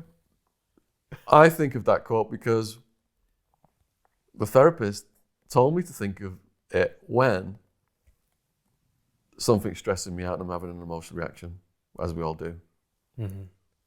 I woke up one morning, my internet was down, I was publishing a book, and I could feel my blood pressure rising because I needed to get files sent back and forth to the typesetter. And then I'm going down and checking the internet and restarting the computer and restarting the modem and all this stuff, and I could feel the blood pressure rising. And then remember what the therapist said, take a step back and breathe. And remind yourself about the toughest things you've ever got through in your life. Wow. The Nietzschean philosophy. Hey ho, I went 6 years without internet. Why the hell am I stressing myself out over this piddly shit? And that calmed me back down. Mm-hmm. So Nietzsche, fantastic. I tried to read all of the different philosophers, but I had difficulty with some, like Kant, Okay. Critique of Pure Reason, and Wittgenstein, Sartre, Mm-hmm. but Camus, because he wrote novels. Yeah. Dark, but I did enjoy reading Absurdism. Camus. Yeah. Honestly, there's just so many books. Was it just to cut in there, Shaun? I mean, Yeah. what would you say is your own life philosophy? My life philosophy is the miracle of existence philosophy. Right. And this might sound a bit crude, but if you think about the infinite improbability of your own existence, Mm-hmm. how many sperm were in your father's testicles that one sperm managed to get to that one egg in your mother Mm-hmm. to create you? But that same reaction happened in your dad's dad Yeah. and his dad, going back all the way to amphibians Yeah. and to a single cell The creation of the organized universe. organism in a primordial soup. If you go back and look at the probability Yeah. of every single one of those reactions going back to primordial soup, Yeah. you are the infinite improbability of existence. Any little thing could have happened differently and you wouldn't be here. Mm-hmm. So if you accept that you are a miracle, then me personally, I accept that I am a miracle. And I wake up most days with a smile on my face, happy to be alive, happy to be breathing, happy to be connecting with all these positive people all around the world right now, happy to be here speaking to you, seeing your smiley face and connecting with you, happy to be having a laugh, a riot with all these podcast guests and all their interesting stories who are coming onto my channel, happy to be eating my cheese on toast breakfast, reading these comments from all these lovely people on YouTube who are supporting what we're doing, and reading some of the stuff from the trolls and the negatives that's just washing off my back because I am the infinite improbability of existence. Trolls and skeptics are not gonna phase that, are they? As Joe Rogan put it on a podcast that I heard the other day, not only are we the infinite improbability of existence, we're on a rock. We're on a comet, on a rock, going through a universe of infinity that's just like gliding around the cosmos. So, as well as us being the infinite improbability of existence, there's also just all this out there as well that we can't even comprehend because it's vastly against us. And I studied, within this reading, I studied all of the different religions, read all of the original texts, the religious texts, and I was fascinated by how religion and politics has shaped society over the years. Now, as a yogi, I consider myself an observer of politics and religion. I don't engage to the level that most people engage with it. And I think that in religion, some people have got such hard lives that they hope that there's going to be something for them there after they die, and they endure and get on with their work, and maybe they're a slave, or maybe they're in some kind of bad situation, and it helps them get through it. And I saw the positive and I saw the negative. Mm-hmm. Like I said, there's good and bad in people, there's good and bad in every system, there's good and bad in religion as well. Mm-hmm. But then going back to my own infinite improbability of existence belief, if you take all of the people off the earth, where is God and religion?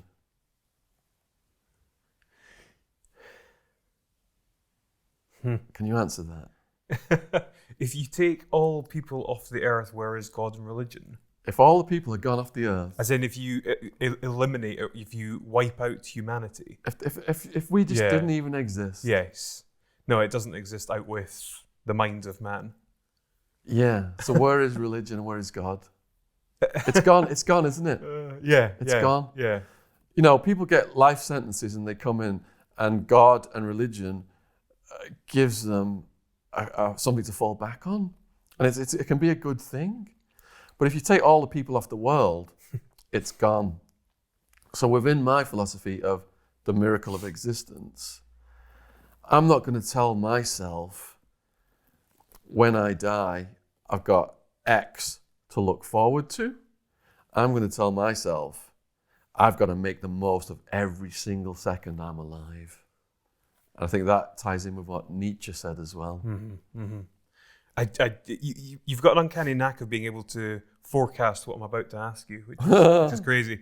I got chills when you were talking about that, genuinely. And to have that sort of macro view of everything puts so much into perspective that when you're in the daily grind, just to reset your frame of reference and be like, actually, I am, a cell floating in infinite space. Well, I was raised as a Catholic. Okay. And went to church until I was 10. And then at 10, I told my parents I didn't believe in God and didn't want to go to church anymore. But I'm not knocking religion because I see the good and bad in everything. Of course. But then when I read all of the religious texts in prison, and in particular when I saw the structure of the Jewish ancient texts, which branched out into the Quran and into the Bible, and how all of the same characters and same stories were in all of these texts. They had different roles in different religions, but it was all the same stories and all the same characters. Mm-hmm. And to think that the human mind has taken that, and people, diabolical people in leadership positions, have used that to make normal people from my background, for example, people from working class and lower level backgrounds and middle class backgrounds, to then just kill each other in the names of these stories. It just blew my mind. And I thought to myself, okay, I had no idea that in the Jewish book they had these stories, and then the Christian texts and the other texts took the stories. I had no idea that had happened, and it blew my mind. So I thought, is there more to this? So I went and read the stories going back to the ancient Egyptians and the Sumerians, now going back thousands of years. Mm-hmm. And guess what happened? The Immaculate Conception, the flood, the resurrection, all these stories predate the Jewish text and predate the Christian text, but they've just got different names for the characters. Yeah.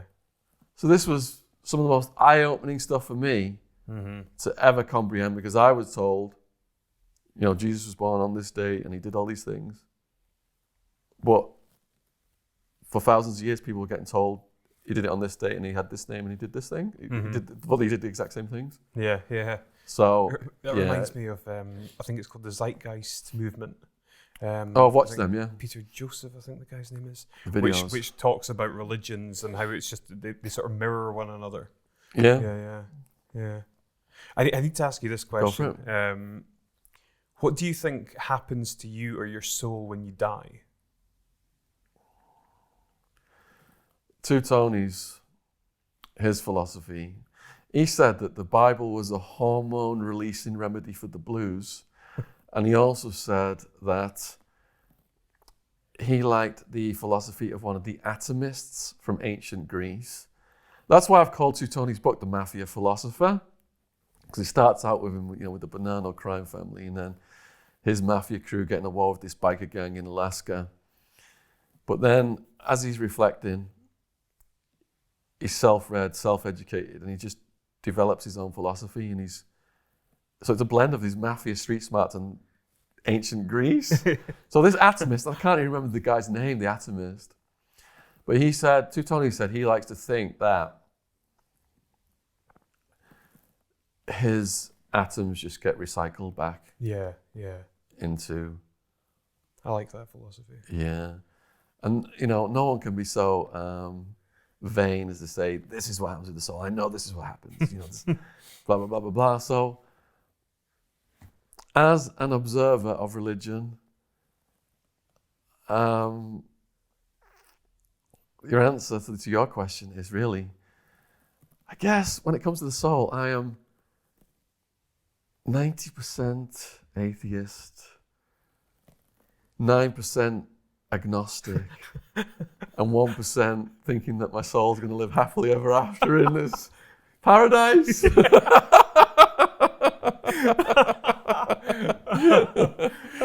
believe me, when I was facing 200 years, I was praying to God. Really? Oh, yeah. Yeah, I mean, when your life is gone, when you think your life's over, your mind changes and you want everybody on your side. Yeah. Even if you're wrong, you want everybody on your side. But there's something about prayer and a belief in a higher power. I mean, that's very much part of the 12 steps with, all the sort of addiction anonymous groups. There is a huge power in that. Well, Russell Brand, he's done remarkable from the depths he was at with crack and heroin to go on to be so successful. Yeah. I think he's one of the most successful people in the world with addiction issues. And he swears by the 12-step program. Yeah.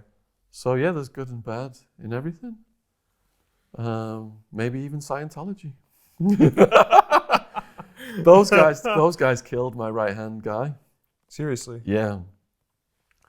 Cody Bates was my right-hand guy.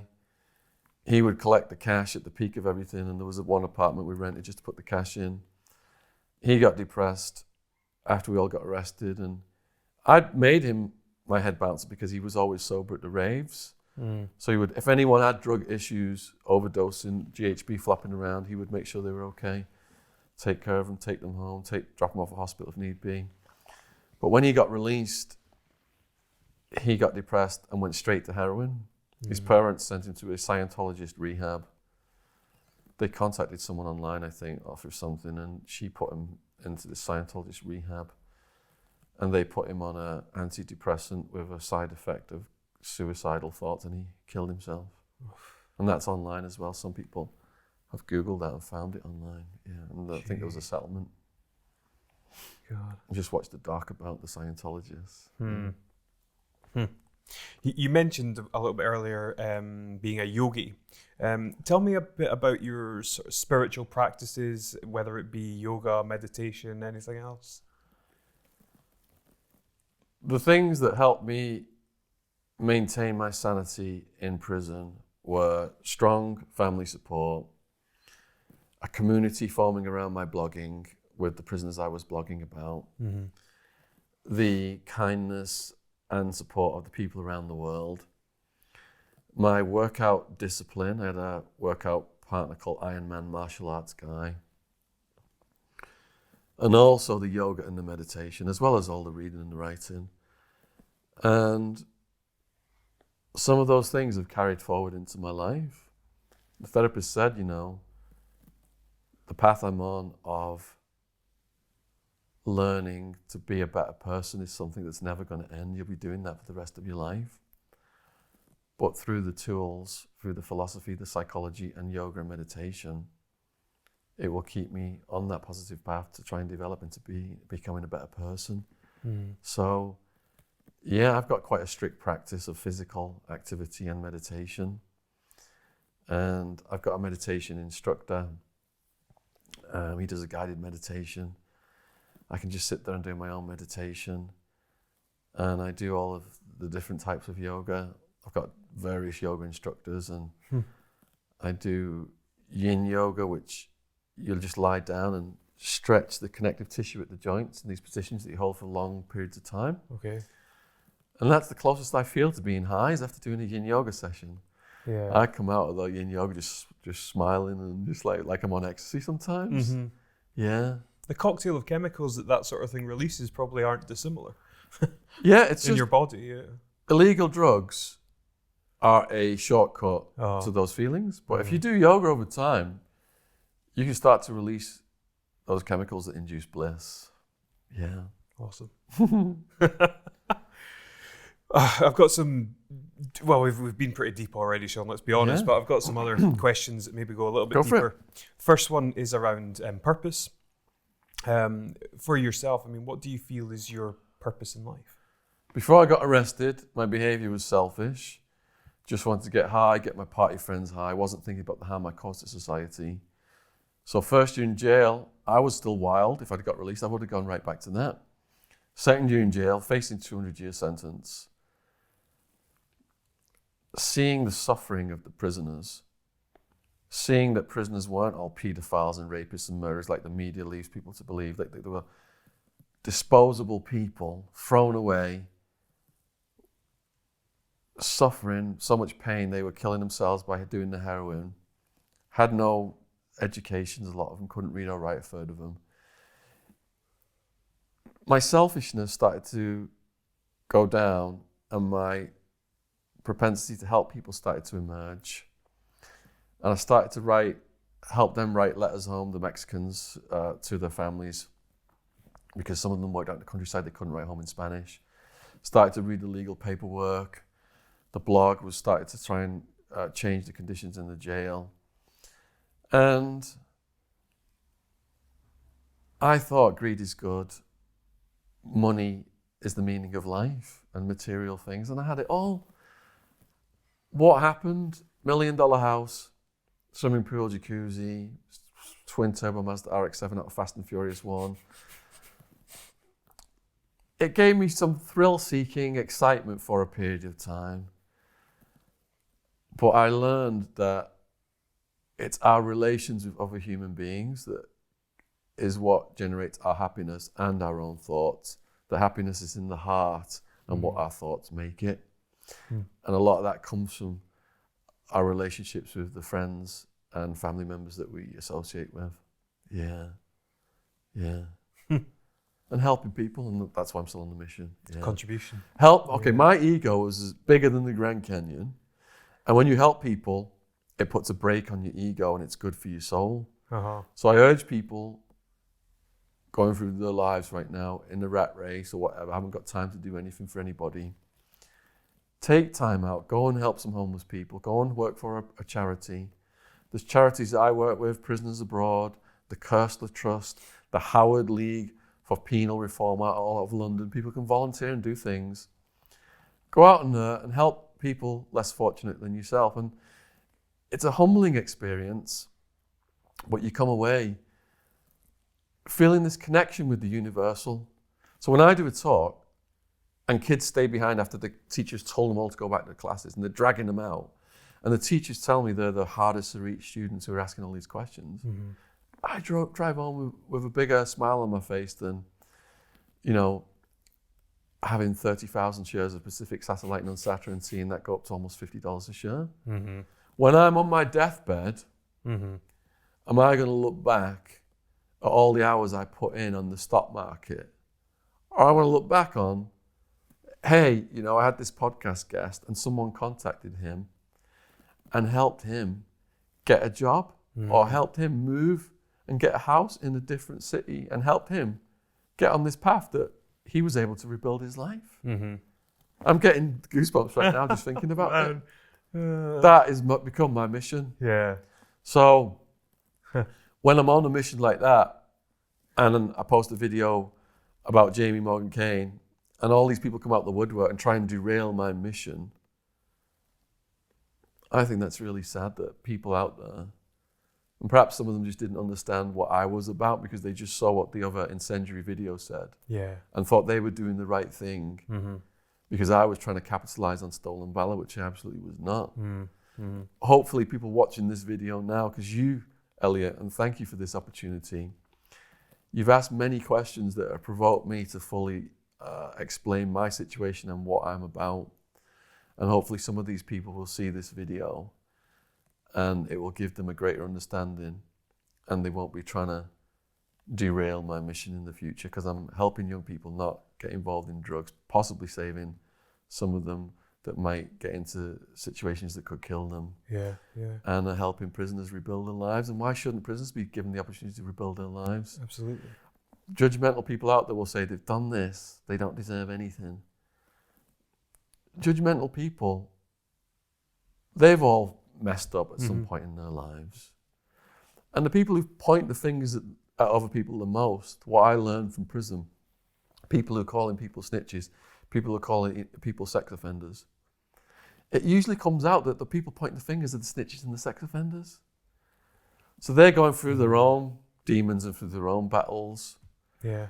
And that's another good way when people are attacking you to let it fall off your back like water, is to say to yourself, that person attacking me is having a bad day. That person attacking me, something's happened in their life that's made them like this, and have compassion for those people as well. And that's the attitude of a yogi. That is a great attitude. Yeah. I love that. Thanks. Yeah. And I read somewhere else, and just to sort of touch on this, you said that you now were doing work to try and rebalance, I suppose, the karma, the negative karma that you accumulated doing the bad. I mean, do you believe that that's... When I was on the drugs, I was encouraging people to get on that road of drug use that leads to prison, death, and disaster. Yep. And that was weighing the karma scale way out of my favor. So I, karmically, had to go through this hellfire to purge these things out of me. That's what I believe. And to give me the lessons, the insight to help other people. Yeah. So exactly. The mission now, these videos I've done about the stock market, I told people exactly when to get in and out the cannabis shares. I told people exactly when to sell short Tesla. If people who followed this advice, and people have messaged me, some have, I've outperformed the top and most professional money managers in the world by hundreds of %. Wow. I could go back to that full time. You've got to do it properly, you've got to focus on it full time, because you're competing against people who've got billions of dollars in assets, people like Don Pena. And I've chose not to, because I want to balance that karmic scale. I could be a multi-millionaire right now again by just focusing on the stock market all day long. But I don't want to do it. I don't want to do it. My heart and soul is not in that full-time thing. It's still in my DNA, because I check it out as soon as I get on my computer every day. And I know down the road I'll get back to doing it on a bigger scale than I am now. But I don't want it to derail my mission. And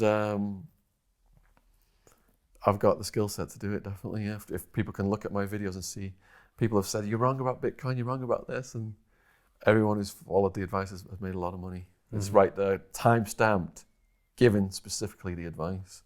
Yeah.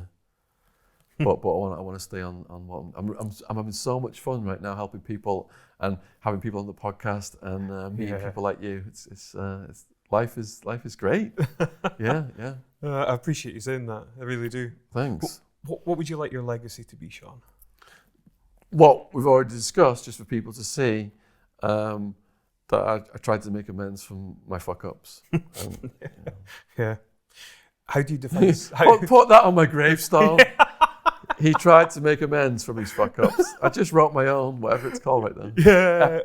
Epitaph. How do you define success? So, I thought success was money and material things. I did a philosophy course while I was in prison, and one of the questions was, how do you find the meaning of life? Some people define the meaning of life through financial success. Dan Pena. Yeah. Some people, like Mother Teresa, define the meaning of life through helping people. With me, I think I'm defining success by having the balance right. Trying to get the balance right between all those things. Yeah. I like that. Good stuff. What's the best piece of advice you've ever received? From a book or from a person? Or I don't have any sort of bias with the question. You choose. My therapist then, in my book, Prison Time, about 10% of it is my sessions with my therapist. And he said to me that I had to go inside myself to identify my addiction issues, which he enabled me to do. But he also said, there's nothing wrong with channeling your energy into positive addictions, because if you've got an addictive personality and you give up a negative addiction, there's a hole inside you that's created a space that you need to fill. So filling that with positive addictions, getting out of prison, joining the dojo, doing the karate, still getting that adrenaline rush, getting up on the stage, doing public speaking, still getting that adrenaline rush, doing all the sports and fitness stuff that I do now. That's all positive addictions. And I believe that stuff maintains my sanity. I mean, during the email exchange with you before this podcast, I was saying, Elliot, I need to get my swimming in. Yeah. I want to stay at hotels where they got swimming pools. I got to do my swimming, because I'm driving around the country, my back's all like this. And it just completely liberates my back from being on the computer and from the driving. And I feel, mentally healthy after doing that. And it helps me sleep as well. So meditation and exercise are my holistic medication. Wow. And that has all come about from Dr. O. And it's all detailed in the book. It would take me hours to go over all the sessions that he did with me to come to that understanding. It was a lot of inner work that he facilitated. Where does the line exist between a passion and a hobby and an addiction?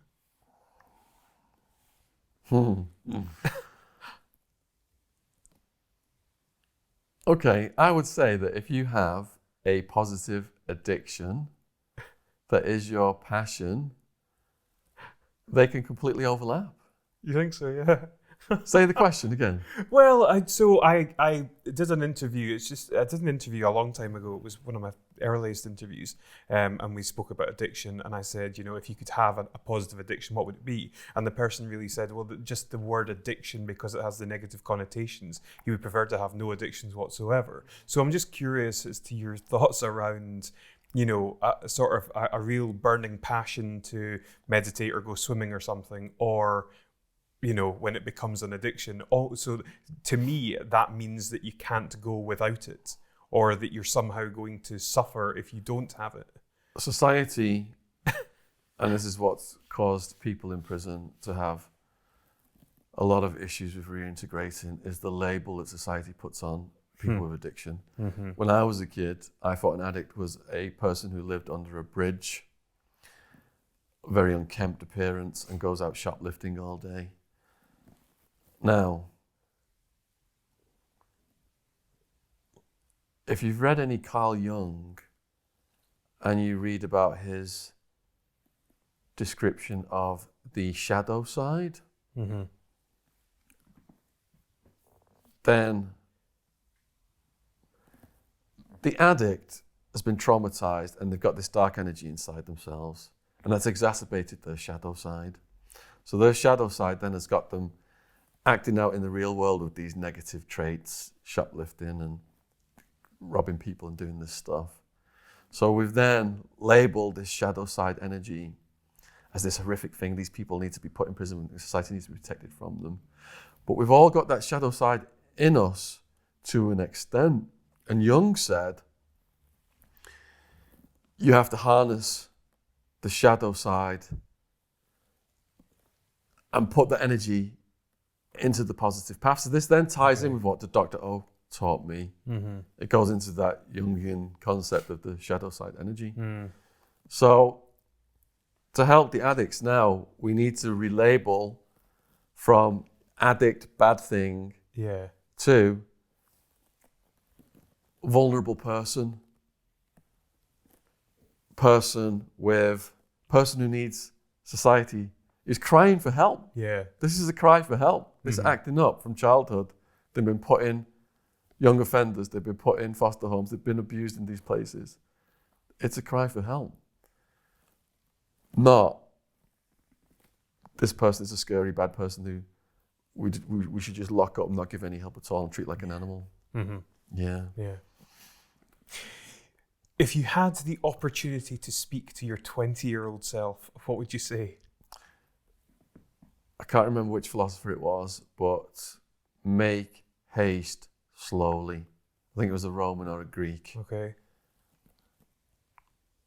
I started investing at 16, started following the stock market at 14. My goal was to make $1 million by 30 in the stock market. I did make up to $2 million in the stock market.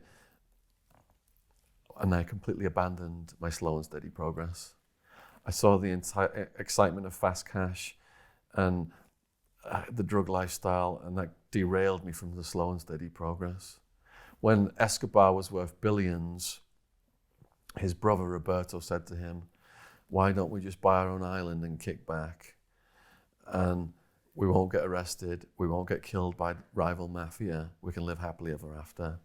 And Escobar's response was, you want me to kick back on some deck chair, sipping a margarita on some boring old island when I'm running this multi-billion-dollar drug business with thousands of people working for me.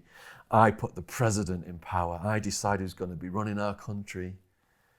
You want me to go on your fucking island? And he just shook his head and didn't do it. And Pablo died as a consequence of that decision, pretty much. Mm-hmm. Because it gets you in the end. So, to young people out there who've got a goal, I say, stay on slow and steady progress, and perseverance will get you there eventually. It took me 10 years as a writer to learn how to start making money from it. I was flat broke, selling £100,000 of a book a year for Random House, and every 6 months they send me a check for £2,000. Yeah. Seriously? Yeah, Wow. yeah. So I started writing about Pablo, started my own publishing company. That turned it around and has enabled me to invest in these podcasts. So if you're a young person out there, that took me 10 years. I could have given up at any point in time. Started following the stock market at 14. I didn't make those millions until I was in my late 20s. Mm-hmm. Again, over 10 years. Mm. They say you've got to put, 10,000 hours in? Yeah, and I that's exactly what's happened with me. Now, the other thing is, if you're a young person out there and you don't have a goal, and there's a lot of pressure on young people out there to have goals, I say, let that pressure dissolve. Don't get sucked into that energy, because you're on a fact-finding mission right now. This is that period of your life where you're experiencing this, you're trying out this, maybe you're going to become an intern here, you're going to try a job there, and you're assimilating all that information. And eventually that will steer you in the right direction eventually. Mm-hmm. Look at Robert Greene. Yeah. Look at all of the odd jobs Robert Greene had that he thought weren't adding up to anything, that were going to be of no use to him for the rest of his life. And he took all that information, all those office politics and dynamics from all those little jobs that enabled him to produce a book that became a mega international bestseller and got him a TV series. Yeah. So if you've got a goal, perseverance. If you don't have a goal, don't succumb to that pressure. Keep absorbing the fact-finding, and your heart will steer you in the right direction eventually. Yeah. Love that. Love that. Thanks. I sometimes wonder what parallel universe Shaun would be doing now if he had stayed the course. Just, taking the... would I be one of these guys in Paradise Valley, Arizona right now, worth 10 million in the stock market? Two Tonys, he had a philosophy on these guys. He said, they're up there doing all the stock market trading while the wives are banging the pool cleaner and the daughters are out smoking crack with some rapper. Is this guy happy because he's in this $10 million house? He's sacrificed his entire life to work, and his family don't give a fuck about him anymore because he's never there for them, because all he cares about is money. I think there's a moral in that story. Yeah, totally. Oh, brilliant. Last question's a big one. If you could change anything in the world, what would it be and why?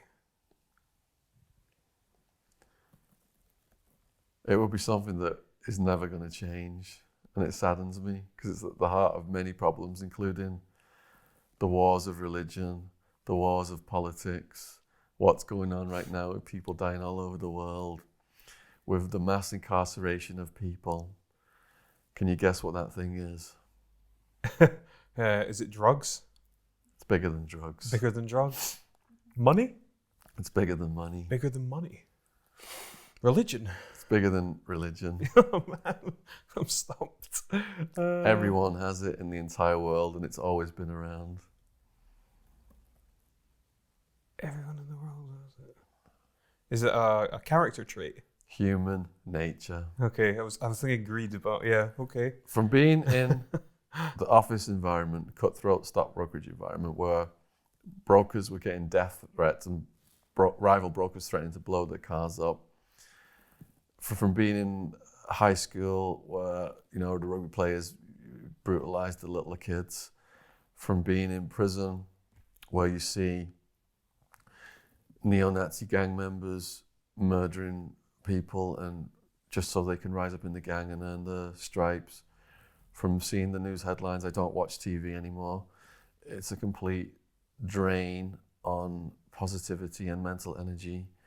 And it's one of the biggest inhibitors of success, I believe, is the TV and getting sucked into politics and religion.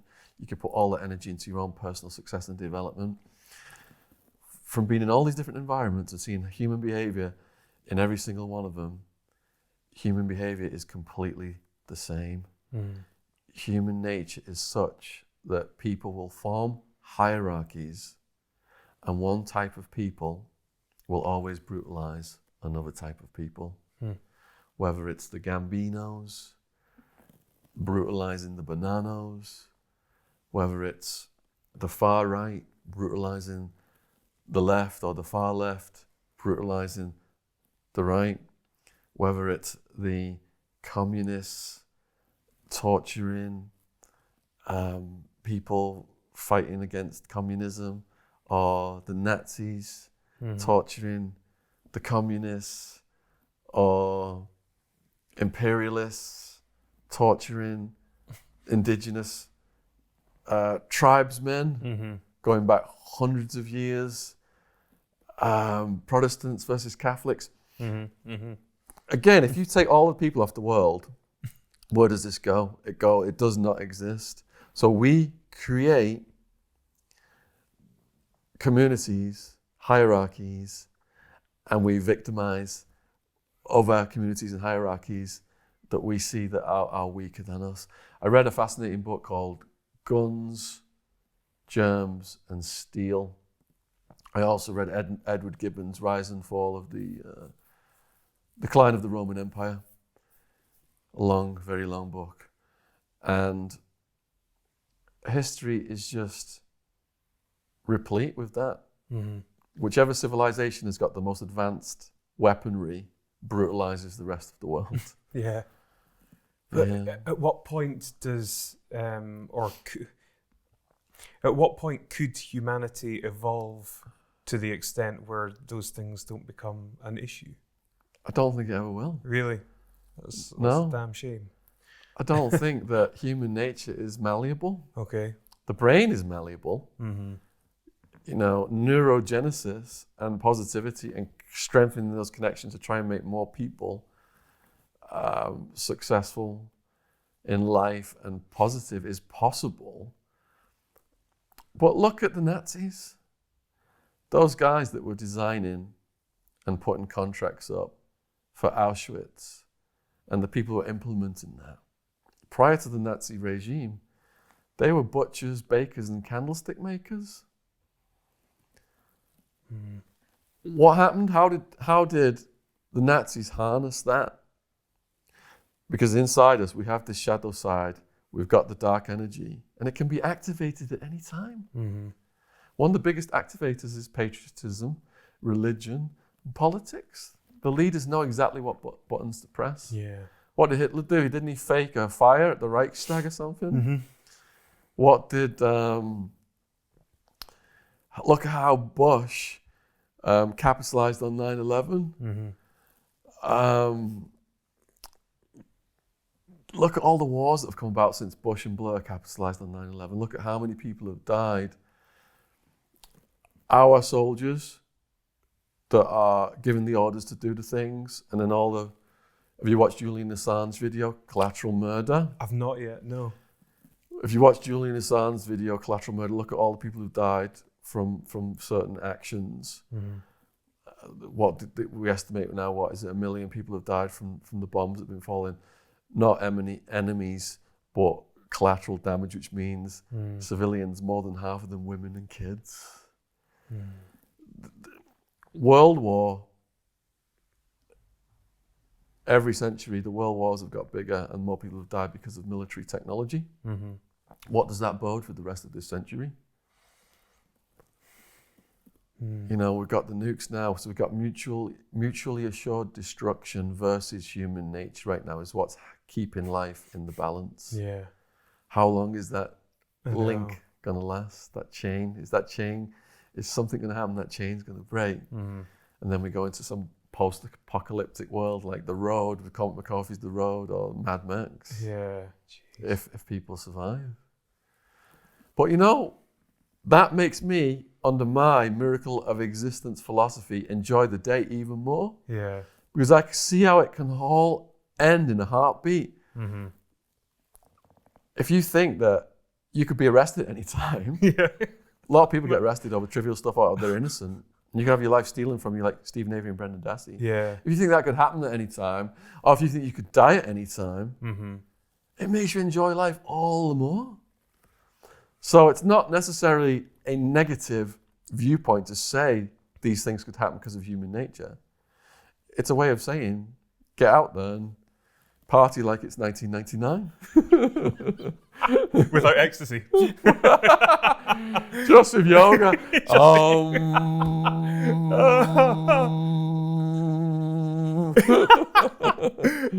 brilliant. Shaun, I've absolutely loved this. That's such a good note to finish on, and just want to say thank you so much for your time and for your massive wisdom. It's been amazing. I'll tell you what, Elliot, on my YouTube channel, the things that get the most views are prison gang rapes and beheadings. And you've come today with a completely different approach. And a lot of the things that you've asked me, my philosophy has been evolving over the years. Mm-hmm. And a lot of the things you've asked me have provoked information that I'm still processing, and that has, a lot of it's only come about in recent years that I've been able to articulate it because I've been struggling to articulate it. Mm-hmm. It's been in there, and it's been emerging and developing. I've been thinking about it constantly because of the influences of the philosophers that I've read, and how people can use that and apply it into life. And as a public speaker to kids, how do you put that out there in a way they can understand it and take away these tools and use it in their life? So even though my life lesson stuff isn't the most watched on my YouTube channel, I hope that the people who are watching this video today have got some takeaways, and it helps them, perhaps some of them, when they're stuck in traffic, giving themselves a heart attack because they're late for school or a fitness class or work. They can just think, about me in a cell with the cockroaches all over me, going in my ears and my mouth, or living with a serial home invader torturer who's threatening to cave my skull in with a padlock in a sock. These stories can hopefully put what they're going through in perspective. Mm-hmm. They can think about how many sperm in the dad's balls it took to meet that one egg, and their grandfather's balls, and the great-grandfather's balls, going back to primordial soup. And it will put everything in perspective, and they'll have a smile on their face that day and have a slightly better life. Yeah, cheers. So good. So good. Oh, absolutely brilliant. Shaun, man, thank you so much. Appreciate being on, Elliot. Cheers. Cheers. Thank you.